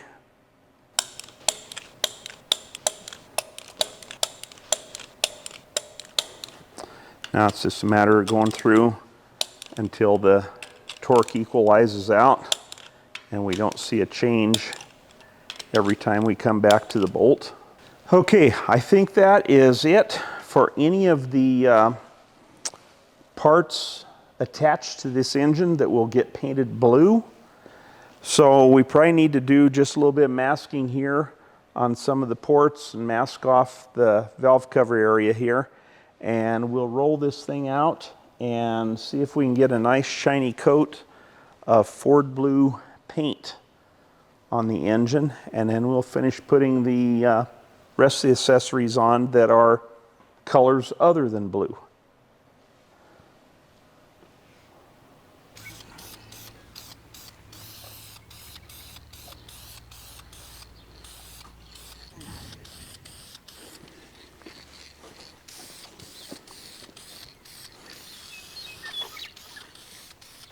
Paint is on, oil filter going on. Paper towels off? Yeah, go ahead and do that. And should we put the valve covers on just to get it closed up?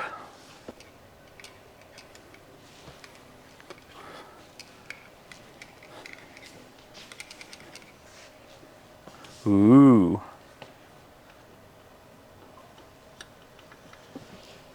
So these exhaust manifolds originally are just metal to metal against the head, and we ran those on the platen grinder and trued them up, so I'm going to put them back on the same way again.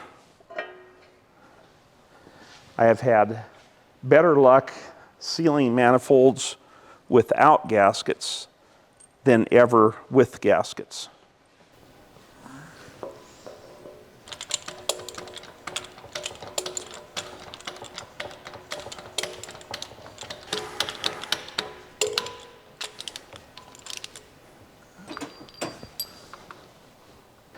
I mentioned to the customer about just rebuilding his old one, and I actually checked on trying to get a kit for it, and I called one place and they kind of gave me the runaround that they just wanted me to send the pump in, let them rebuild it instead of selling me the kit. So I kind of gave up on that. So instead of making 20 bucks on a kit, they completely lost the sale. They completely lost the sale, and I went and bought a brand new pump. Customer wasn't concerned about it having the original looking pump on it, so it'll be fine.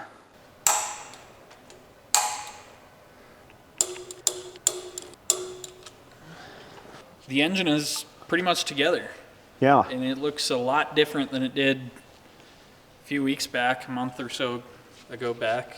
yeah, this looks a whole lot different than that did when it came in.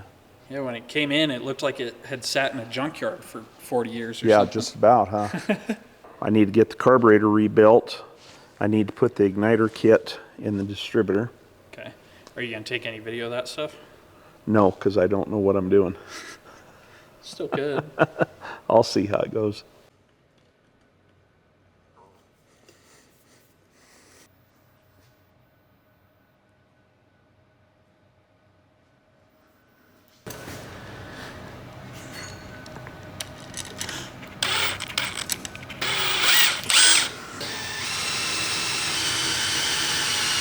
There it is.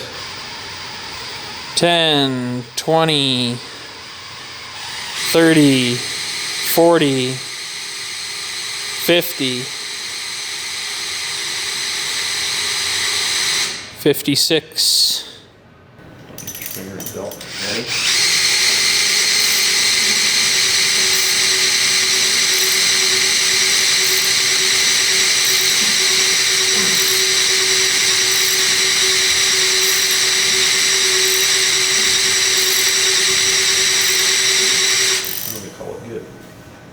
Okay, 289, 6 degrees before, and that was the thing you looked at, that Yeah. it was 0 if it was something else. Yeah. Okay, so let's shoot for 10.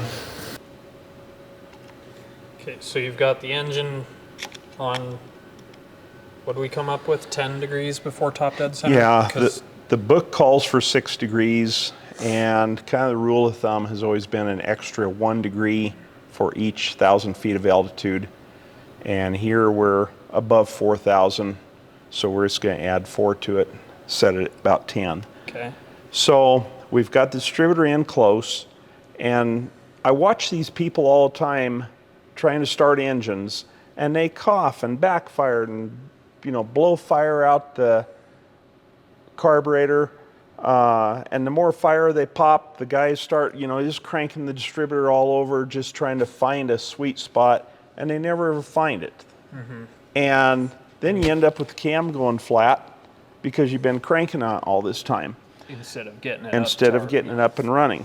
So the first thing I did with this is I took a little tiny washer. Do we have one laying here? One that's not stainless? That's a stainless one. Do we have something else? I don't know. Maybe not. Let me go grab something. So we've put this igniter ignition system in here, conversion kit, gotten rid of the points, and there are 8 little tiny magnets around this wheel that trigger this pickup coil to make it fire. And you can find those by, like right there, just sticking a little washer up against there, and it'll show you where the magnets are. Okay. 'Cause it won't stick here. I don't know if my fingers are probably in the way. It won't stick here in the middle, but anywhere I come to where I've made that little orange dot on there, it's very obvious of where the magnet is. So I made some little dots on there just for reference for me. It's not going to make any difference.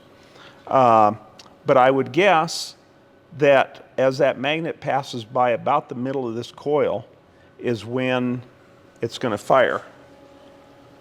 And I can also tell that with my test light here. I'm going to put this on the negative side of the coil, and you see, and our ignition is turned on. And as I bring this around, when this light lights is when we have a spark. Now you hold this, and I will show everybody. This distributor turns counterclockwise.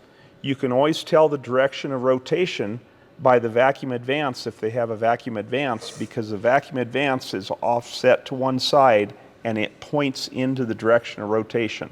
So just any distributor I look at, if I can see where the vacuum advance is, I can tell the direction of rotation. And if I turn the distributor housing opposite of direction of rotation, that's just the same as if it was running. And just as soon as that thing sparks or my light comes on,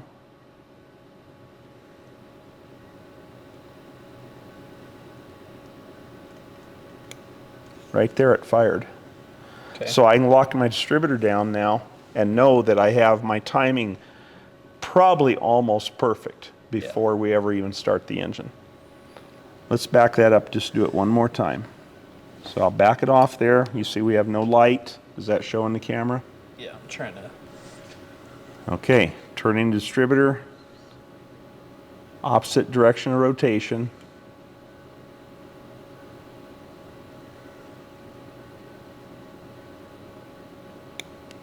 Right there it is. And actually, this here was hanging up. It kind of got tight at that spot. Lights out. Light on. There we are. So lock it down? So lock it down. And our timing is pretty well set. We'll check it again with the light after it's running, but I think we'll find it's very, very close to being right on. And hopefully by doing this, it'll start right up. And hopefully this starts, I'm hoping this engine starts just as if we had shut it off last night and we're coming back the next day to a cold engine. And this same procedure works on your old engines if you still have the points in there. It works on a point ignition system just like it does here with the conversion. Okay. So we're doing the dyno sesh over here today inside the shop because it's windy as heck outside. Yeah, when we start the engine, we'll open the door to get some fresh air. You rebuilt the carb. Went through the distributor, put the Pertronics in there, got rid of the points. It should be ready to go. Everything should be full of oil. We primed it. We have got the We've water got turned mufflers, on. so we'll be able to talk and actually be able to hear everything. Yeah. So our plan is start it, run it up to about 2,000 RPM and hold it there for 20 minutes. Yeah. 30. Let's do 20, maybe 30, depending Okay. on how things are going. So over here I've got a stopwatch set up so that I don't forget, and our old school terminal monitor. What else? We got a timing light on there for when we get to the point of setting timing, but I'm pretty We should be pretty close. I'm pretty confident that our timing is going to be within a couple degrees of where. I just wanted it to be close so that if things were weird, we could Yeah. check it right away. So, well, the camera wasn't running yet, but I don't have much to bet. You don't have much to bet. No, Why? because I'm not freaking boomer who bought a house when houses cost $13 and you could live Well, and go to college on minimum wage. I may get my butt kicked here, but I think that engine's going to start just as easy as if it had been running yesterday and then we just went out and restarted it today.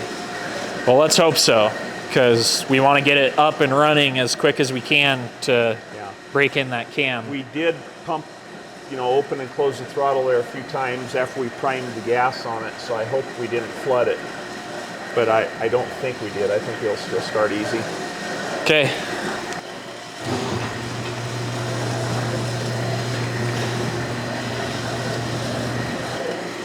Are you gonna stand over there? Or are you gonna? Yeah, because I need to be able to work the throttle to start it. Well, we can start it from here if you want, but Yeah, but I can't work the throttle from there. They're not very easy. I think we're ready. Okay. Camera on, Camera's on. ignition on, Ignition is on. ready? Yeah.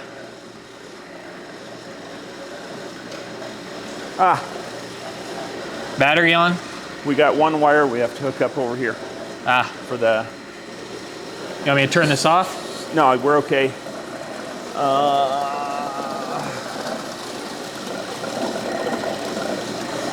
We got a wire there, alligator clip for the solenoid on the starter, and I had it disconnected as a safety. Now, are we ready? I'm ready.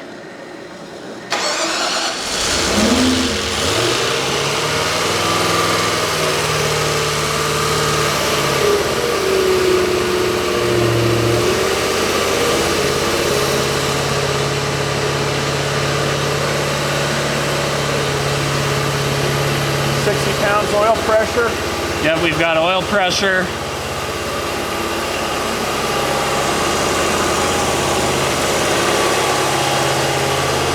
That even started easier than I thought it would. That was crazy.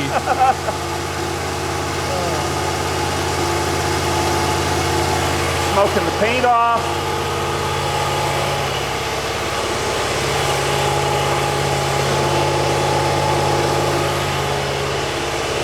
So I've got about half the load that I could put on right now. Okay. 2,000 RPM.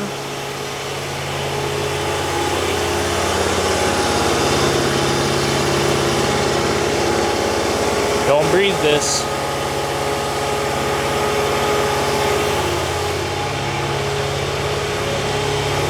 Water is 84 degrees. Okay. I didn't start a timer, but Get it started. start it now.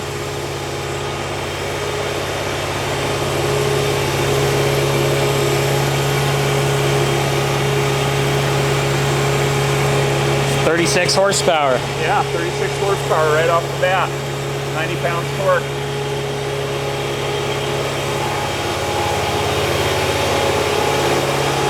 I'm not too sure about that paint we used. Yeah, what the heck? Do you have the ventilation on? I will.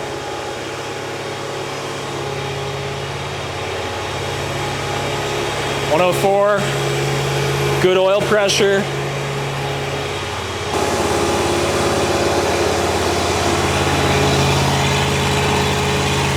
You could vary it up and down just a little bit and then bring it back to that. Say what? vary the RPM up and down just a little bit.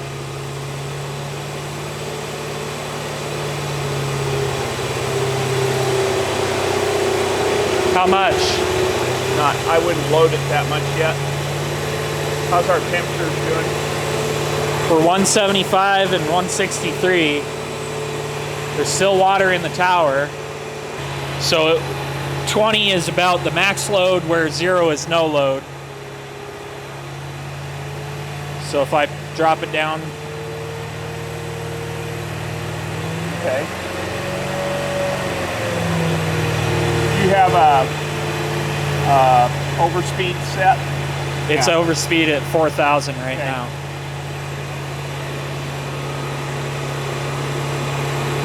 I think we're stable at about 180 degrees, which we should be. Yeah.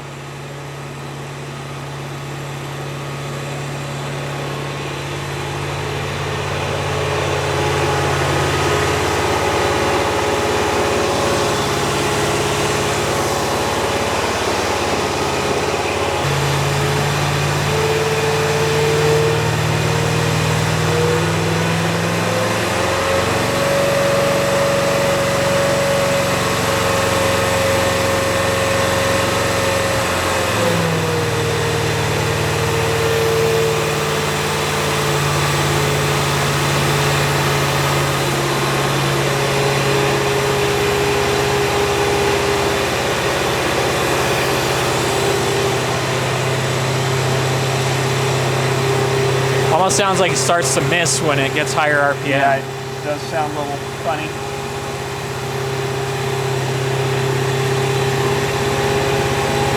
It started crazy fast. I think Larry would be proud. Yes, he would. Maybe he was helping. I think he probably was. Yeah, I think he probably was helping. 50 PSI oil pressure. I just texted a little short clip of this running to Brian, the son of Larry. Yeah. And he's pretty excited that this thing is running. For the, if you guys haven't watched the teardown video, our customer brought this to us 6 months ago. Yeah, 6 months ago anyway. And we Had talked to us considerably a year or so prior to that before we got to it. Yeah, he had been waiting a long time wanting us to do this and wanting us to document the video, and unfortunately he passed away before we even started, it turns out. But it was going to be for his son anyway, and we managed to get a hold of his son, so we've been doing it for him anyway. But go watch the whole series if you haven't. If you haven't watched it, go watch that very first teardown through where we're at right now.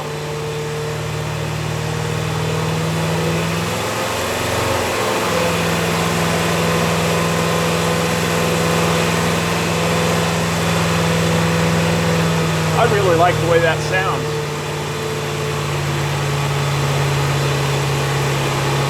Even if it does have mufflers on it. So I've got 11 minutes on the timer, so we're probably 12 or 13. So everything is sounding okay at this point, even though we have 4 different brands of valve lifters in there. Yeah. Hope it stays that way. Hope it stays that way.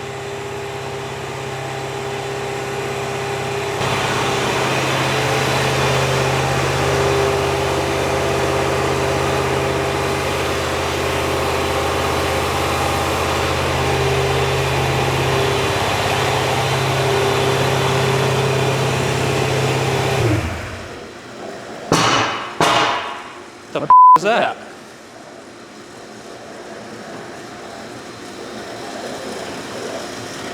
What did we do? We lose ignition or something?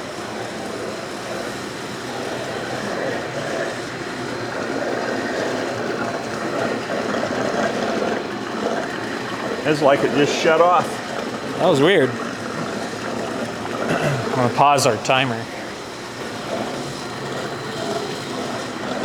shut the ignition off.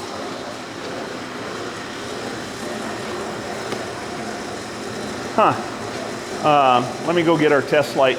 Okay. That was weird. I wonder if something on the dyno killed it.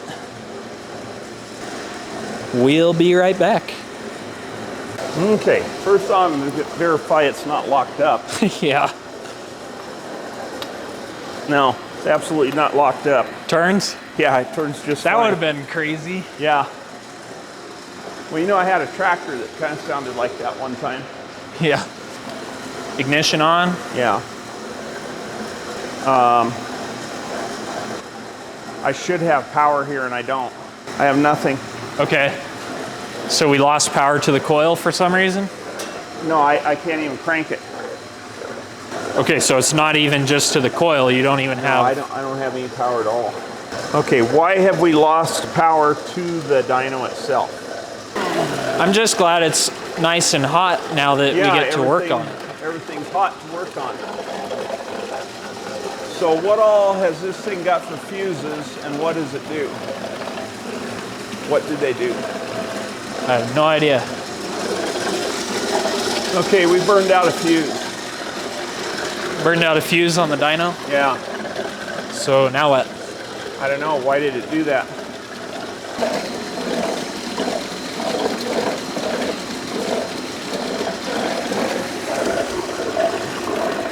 What are the odds of you having a fuse? I might have one. Okay. That's an old time fuse, so I may have one. The only other question I've got, we've got a decent oil leak somewhere. It's something right in that area, but I don't think it's our janky oil line. Because I see a little bit right here. Okay. No, it's our fitting. Is it our fitting? Yeah, Okay. it's our fitting, because see it's puddled Yeah, you're right. up above that. Maybe. It's either puddled up above that or it's running down and... Yeah, oh, look from down this way, you can see it wet right underneath. I'll take your word for Right it. underneath where that fitting goes in. Okay, so it's our janky fitting. Our janky fitting. Okay. Yeah. So, in the meantime, why don't you poke a rag back in there. Take a screwdriver and poke that back in so it'll soak that up. Okay. I'm gonna go try to find a fuse. Okay. And wipe up the mess on the floor. Need a mess on the floor there for me. I thought you're the cleaning guy. I'm delegating my duties. Well, go figure. You spend enough years around on this earth and you'll have a whole box of new fuses. At least that's the case for the cleaning guy. So, let's put that guy in. We should be ready to roll again. Of course, we really should figure out what caused that fuse to blow, but I don't even know where to start with something electrical. Still no power? Which one was it? The top one? It was the top one. Frick. Okay, so what? Maybe I need to read in the book real quick. Yeah, reading the book. Can I close the door? Yeah, close it. Shut the pumps off. So, I think we found our problem. Okay. So, Okay. do you see what it is? Yeah, I see. So, I determined that if we unhooked the coil wire from the dyno, the fuse would stay in. Everything's working fine there, but it's something from here to our coil. And I'm looking all over here trying to figure out what it could be. And I'm thinking, well, where could this possibly have melted anything? But look, right here we have our line. You mean the line that we forgot to put the heat shield on when we installed it? Yes, the one that we need to go back and put the heat shield on is laying, our wire that goes to the coil is on the underside of that. Look at it, it's glued right to it. Yep.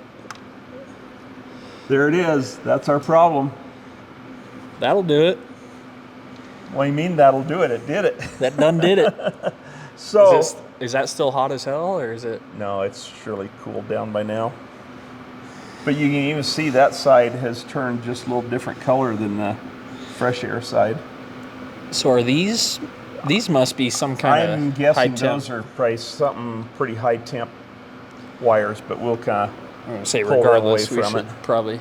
And where we so carefully tied those off, let's, actually this one here, can I take it loose and reroute it? You know, just a few minutes ago, I was on the camera. I said, I don't even know where to start with something electrical, but I know that ain't right. I didn't find it, but I know that ain't right. That's water in, is that where I pulled that out of? Probably so.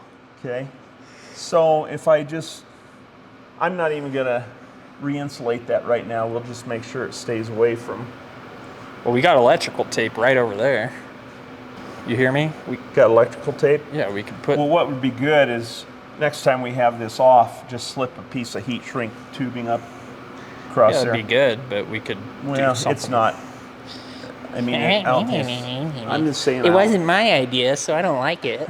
No, I'm just saying. I don't. No, let's say there's no reason because it's not going to be against anything. So I think we're good to go again. Yeah, just like it's supposed to be. Okay. Well, we were 15 minutes in to break in, so should we? Yeah, we need to do another 15 and see what else we can melt. You know, we could probably tighten that fitting a little bit and get rid of that while we're here.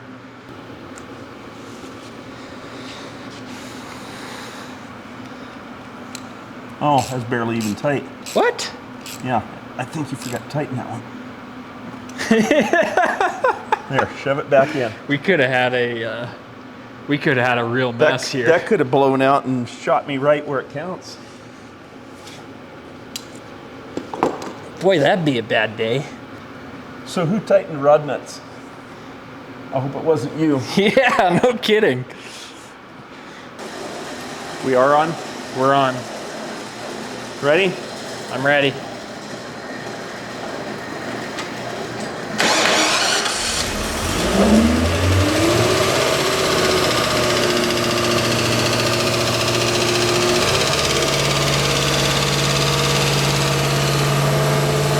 There we go.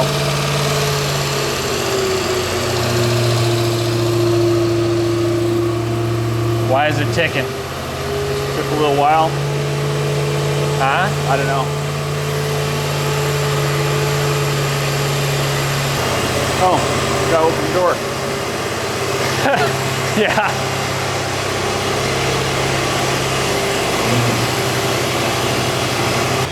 You okay?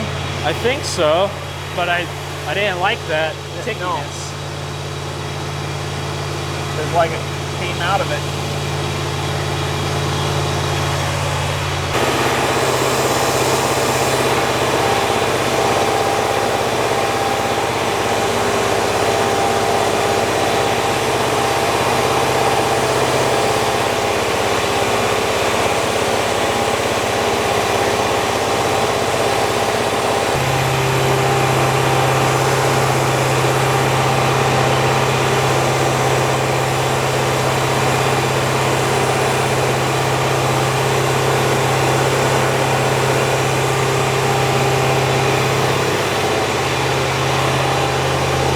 Can you hear anything? Sounds fine.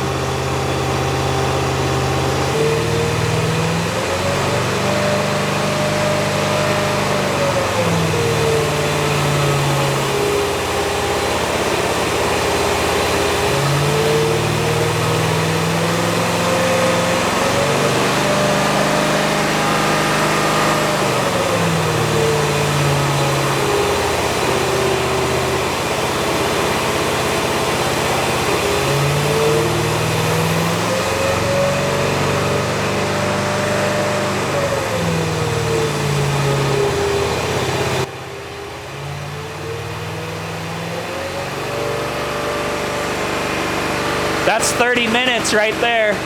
Okay. What do you want to do? Well, why don't you bring it down to an idle, Okay. and maybe I'll check the timing light on there and see what it tells me. Should I take the load off? Yeah.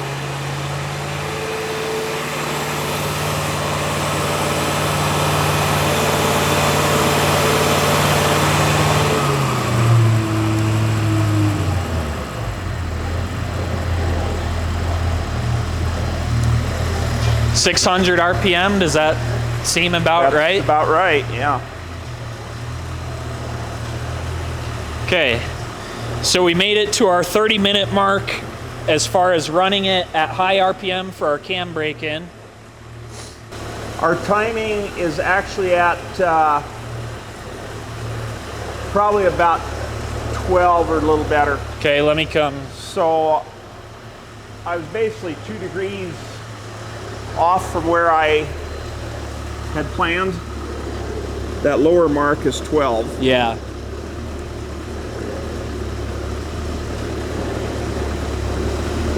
And what I say, when you had it revved up, what was our total when it was under load? Was I don't it remember. 36? I don't remember. Yeah, so we might be just a little bit. 550 roughly idle speed.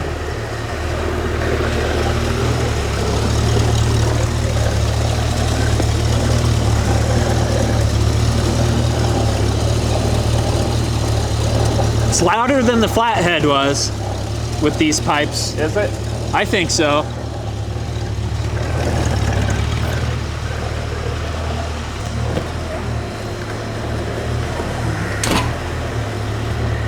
It has a really nice sound to it. Yeah. Uh-oh.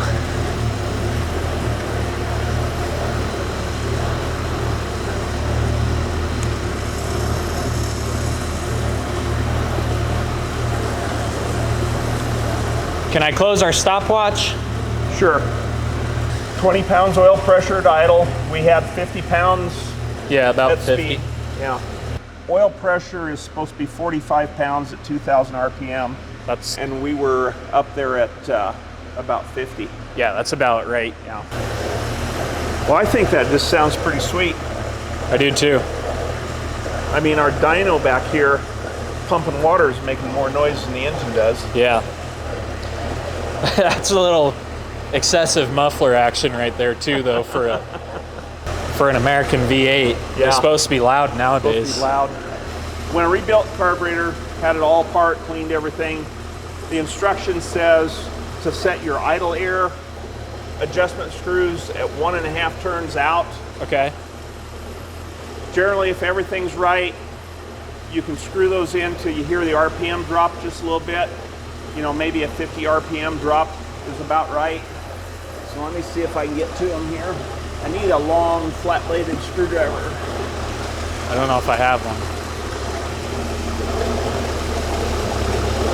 There it's dropping. Yeah, 530, 580, 600. Come on that side. We probably ought to back that timing off Yeah. a couple degrees before we do any Any pulls? power test. Yeah.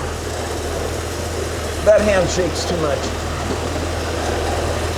Need me to do it? Yours shake too. 620, 590, 580, 6. I'll leave it right there. Okay. That may not, I mean, it's too bad we don't have a exhaust sniffer to see what it's doing out the back. That may not pass emissions right there, but it's Does he running have smooth. to? Does he have to have emissions on a car this old? I don't think he will. I think you're. Anyway, I mean, I was just making the point that Yeah. if we had an exhaust analyzer, we could probably get it better. Okay. I get what you're saying. So, in your professional opinion, that cam will last the life of this engine at Yes. this point. Yeah, I don't think he'll ever have any trouble. The next time this engine gets torn down, it won't be because of the camshaft. Okay. Say that again. That has a real nice rumble sound to the exhaust. Yeah.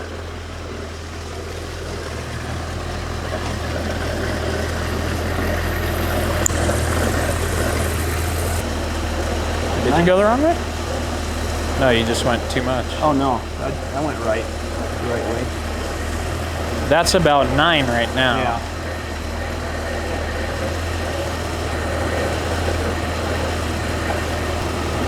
We wanted 10. Yeah. Okay, I would say we're right on the top center mark there, and we've got the light on Okay. 10. So let's lock it down right there. Our plan is to do maybe a run from like 1500 RPM to 4,000? Yeah, Or well, we'll see how it goes. yeah. And then we think we're gonna call our maximum 5,000. Yeah, I think that's plenty. This engine is rated at 200 horse at 4,400 and 282 pound-feet of torque at 2,400. And I would assume that's at sea level. We're at 4,000-ish, a little over 4,000 feet, I think. Take that for... Whatever that's worth. Yeah. Ignition's on. Ready? I'm ready if you're ready. Starts Wow. nice. That starts like a fuel injected car. Yeah. I wonder who rebuilt that carburetor. I don't know. Man, he's a genius. Right? It didn't tick that time. I didn't hear a tick. No, I didn't either. So are we just a little high? We're at 1,000 right now. Then it's not all the way down. Huh? It's not all the way down then.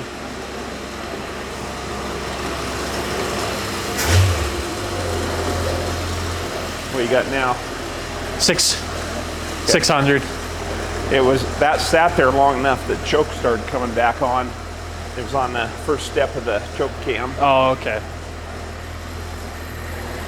Okay. You ready? I'm ready. I'm scared. Okay, so I've got it set. I'll go full throttle and it's gonna go above 1,500, but then it's gonna or try we're to... gonna do a partial throttle the first time. I can do partial throttle and just see what it does. Yeah, let's do that. Okay, so we'll do a partial throttle run just for our own Our own comfiness. satisfaction. Yeah. But it'll probably go above 1,500 and then the brake will bring it back down, and when it stabilizes, I'll hit go, and then it'll go to our upper test RPM of 4,000. And when it hits 4,000, I drop it back throttle. tidal. Our overspeed is set to 5,000. So Okay. if something happened and it really took off, it'll kill the ignition at 5,000 RPM. And emergency. Or you can kill it right there. Or you can let the wire melt on the choke tube. Yeah, that's a good way too. I hear that works. Okay. So we're pretty much at temperature. We've got oil pressure. Let me go crack the other door open. Get some air going. This camera's on, that camera's on. That camera's on.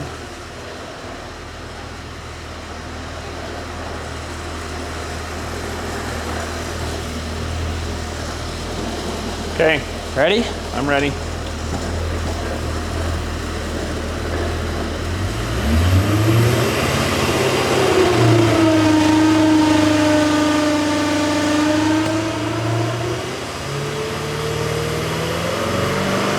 See, it doesn't have enough to get there, so.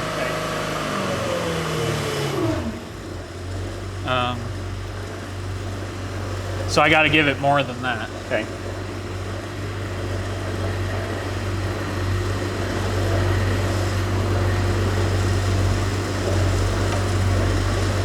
The other thing to note about our dyno is we haven't calibrated it at all. No. So the load cell not being calibrated, the numbers we're getting are potentially bogus anyway.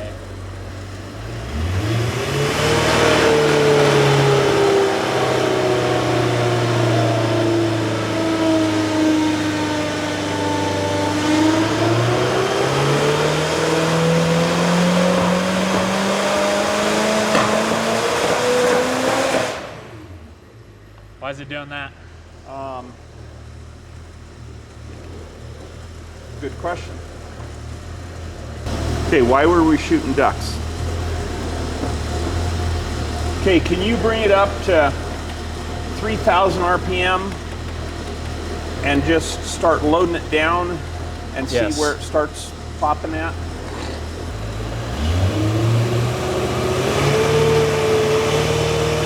Or even 25 would be fine. Now we're starting to miss a little. Huh?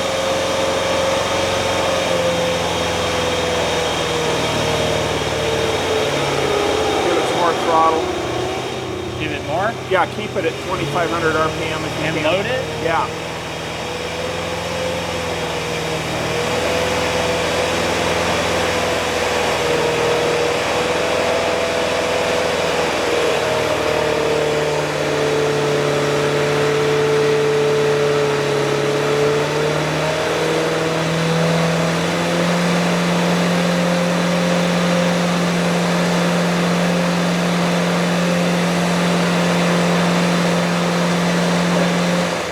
Full throttle? Yeah.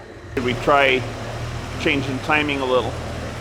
I wonder about changing the timing a little. Back it off a little?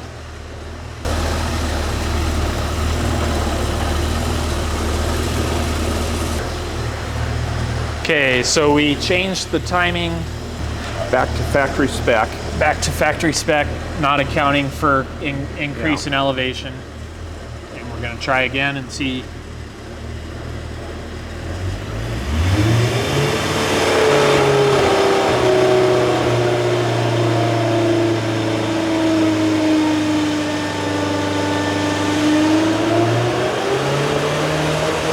Worse. Huh? It's worse. Let's go the other way, see what happens. It's pretty good.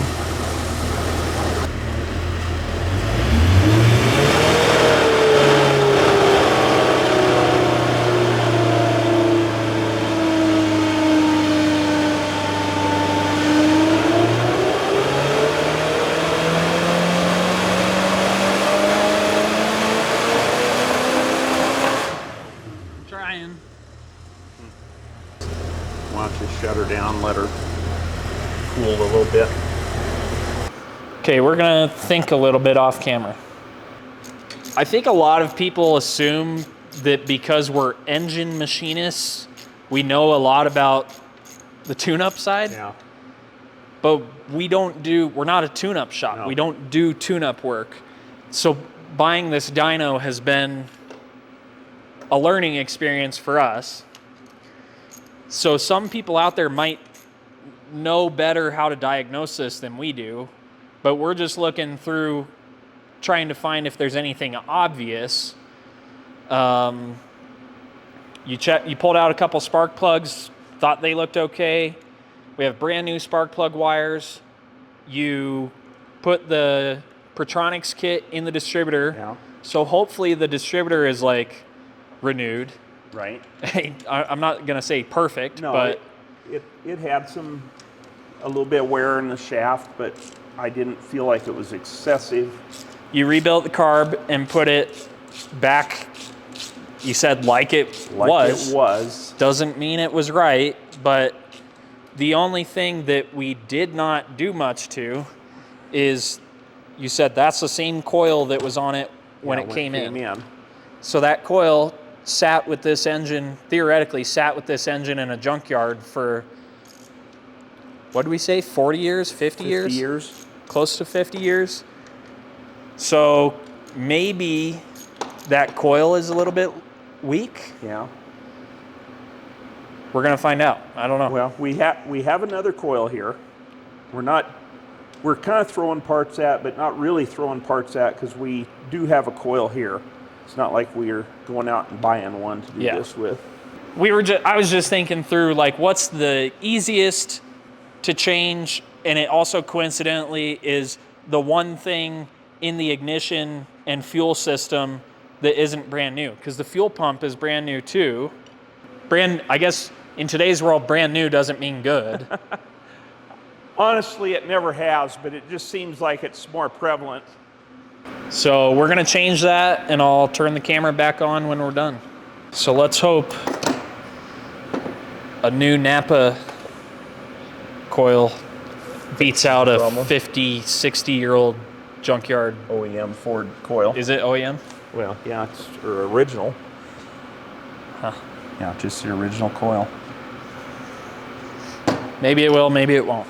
Yeah, You're super skeptical. I'm very skeptical, but let's see what happens. Okay, what do you think it is? I really don't know. We need to set our timing back Okay. to the original spec too.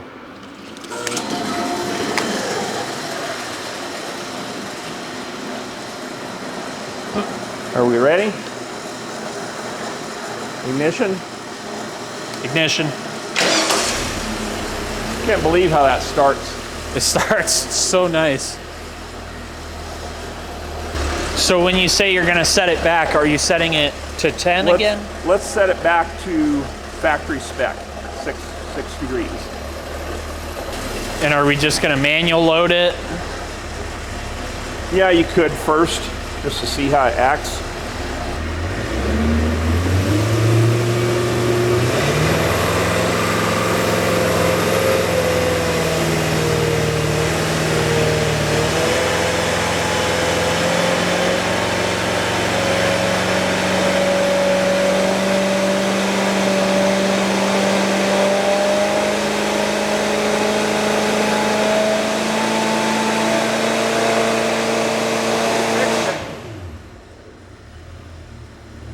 Let's try a run.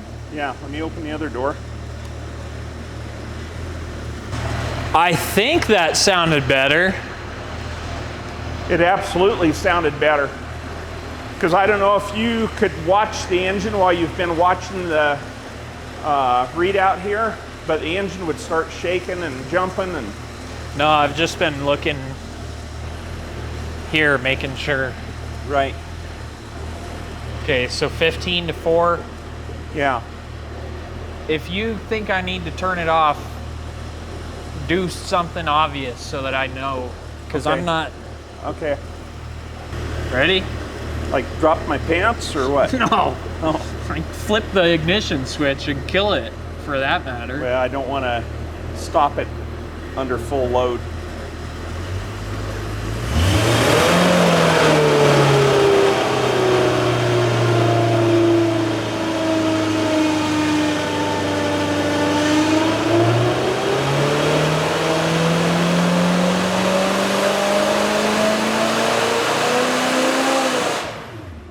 It never missed a lick. Fixed it. Fixed it by accident. But what? I'm doing actual proper diagnostic work here, and you can't be proud of me for knowing exactly what the hell was wrong. I'm proud of you for figuring that out. I was God just dang. skeptical that that would fix it. Okay. So what do we have for numbers? Uh-oh. My Mac disconnected. Hold on. Do I want to move the timing back up a little bit? Maybe. 164 pounds. This is uncorrected. This is Okay. what it actually measured. 164 pounds from like 25 to 3,000.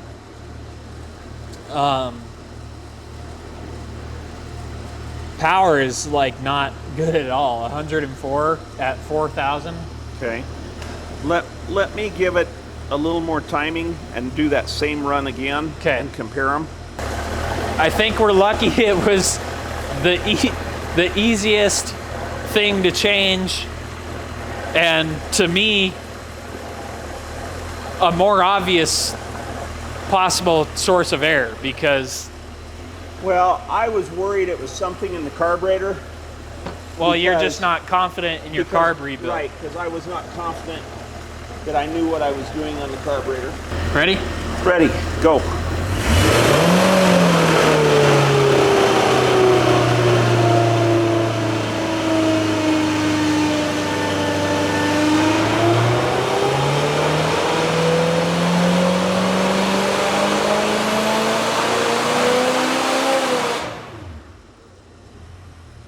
I think it liked it. Did it? Had 170 pounds of torque at 2,500. Should we go to 4,400? Yeah. 45.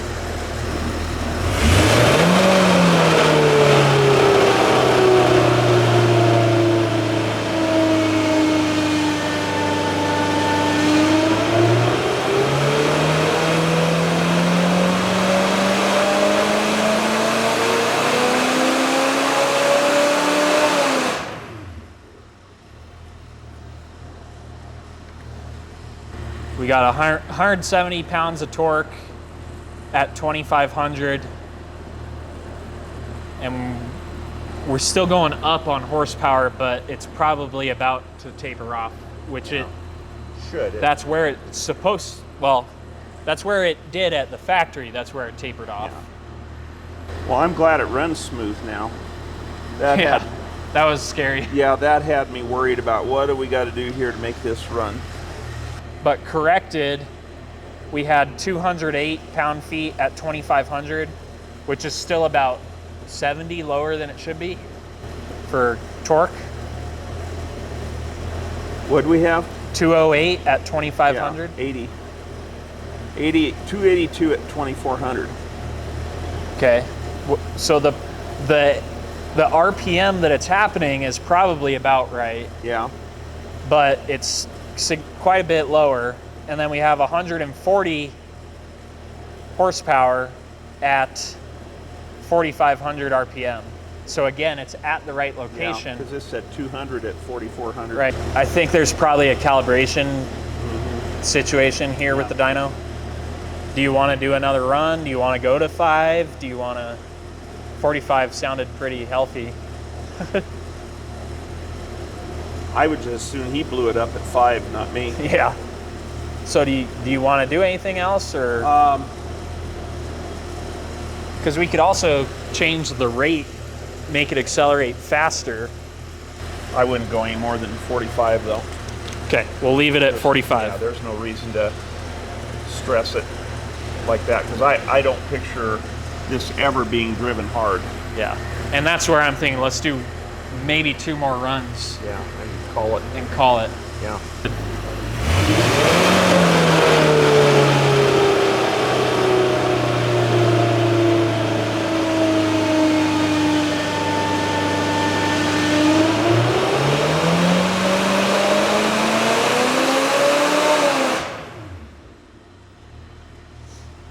To me, it seems like it really comes to life up there.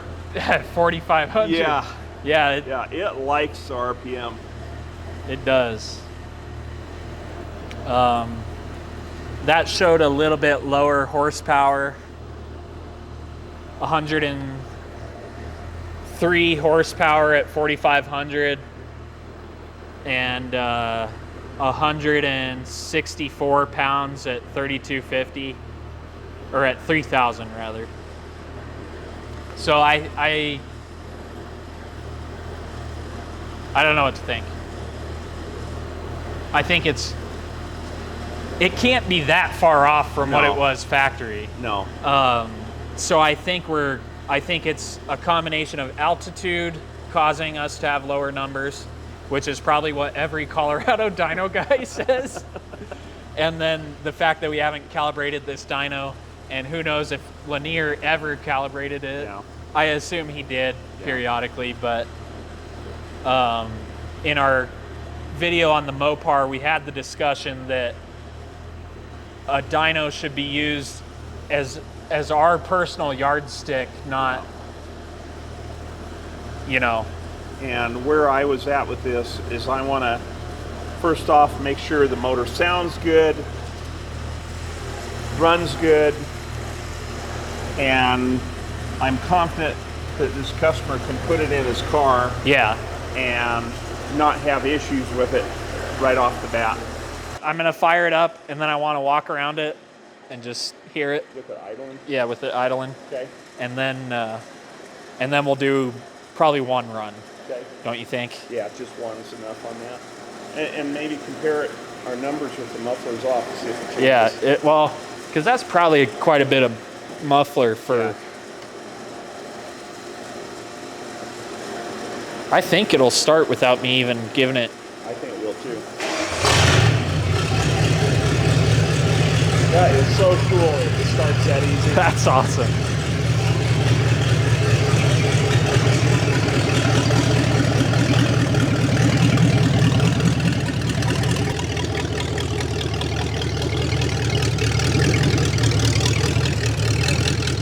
Sounds a lot better now.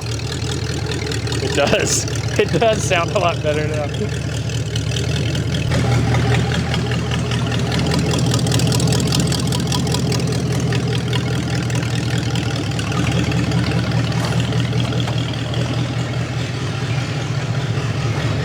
So we're gonna do a run without the mufflers. When we ran the mufflers, we were in the 160, 170 range on our torque, uncorrected, and we were in the like 100 horsepower range, which it's got to be making more than 100 horsepower. Yeah. But let's see if taking the mufflers off made any difference.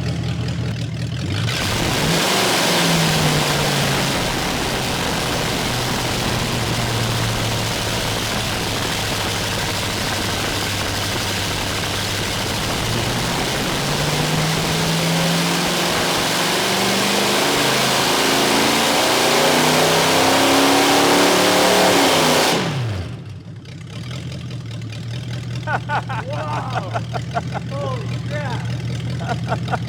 And it did. Probably 10. Look at the horsepower. How much did it add? At least 10. We need to shut it off. Are we done? I think so. We can Okay. start it again if we're not. So we're good? Yeah, I think we're good. Okay. We had 176 pounds of torque at 2,500 RPM, Yeah. and we had 122 horsepower at 4,500, and it was going up. Corrected 150 horsepower and 215 pounds of torque. So it's still kind of far off from What our book says what it our might book be. says it might be, but it's good. So removing the mufflers added 10 Probably on 10. each number. Yeah. Interesting. I'm happy. I'm happy too. I feel good. No, I'm very happy that we only had a couple little minor problems. Well, let's see, we had 3 problems, didn't we? And 2 out of the 3 was our own problem here. You know, Yeah. when you're hooking stuff up temporary, you don't spend a lot of time making everything as good as it could be. Yeah. Because you know it's only going to run for an hour. Well, and in your head, with all these wires and stuff, we're thinking about keeping them off here. I didn't even think about the I didn't think about that being that hot either. tube being hot No. enough to melt it. So yeah, we blew the fuse a couple times on the dyno because we had a short in our positive Ignition wire, yeah. to the ignition coil. We had the oil leak because it sounds like I didn't even tighten that Yeah, it fitting. did- We're it probably didn't- lucky it didn't. It felt to me like he probably put it in finger tight and then moved on to something else. Which I may have. So that could have been That could have been a big mess. especially if you was standing there. Yeah. And then That's why you need a dyno room and you need to stay behind the window. behind the glass, yeah. Yeah. And then Something about that was noisy in here. oh, that was awesome. really, really loud. Yeah. And I wouldn't have thought it would have just been coming back off the door because it's going It's under pointed the door, straight but- out, but and then the last problem was that ignition coil that ignition coil. blew your and- mind that it fixed it, Yep. But man, the way that first run you made and it started shooting ducks. Yeah, it I'm was- like, oh no, what do we got going on here? but So does that wrap this one up? I think that wraps this one up. I'm happy. Man, I feel good. This is a way to end a week. Yeah, it is. Friday Yeah. night. Yeah. That's about it, isn't it? I think that's about Just it. get it off here and and get it somewhat crated up so he can Yeah. get it back to Arizona. Go buy a cleaning guy t-shirt. Yeah, go buy some of our merch. Like, follow, subscribe. Okay, stay tuned. All right, see ya.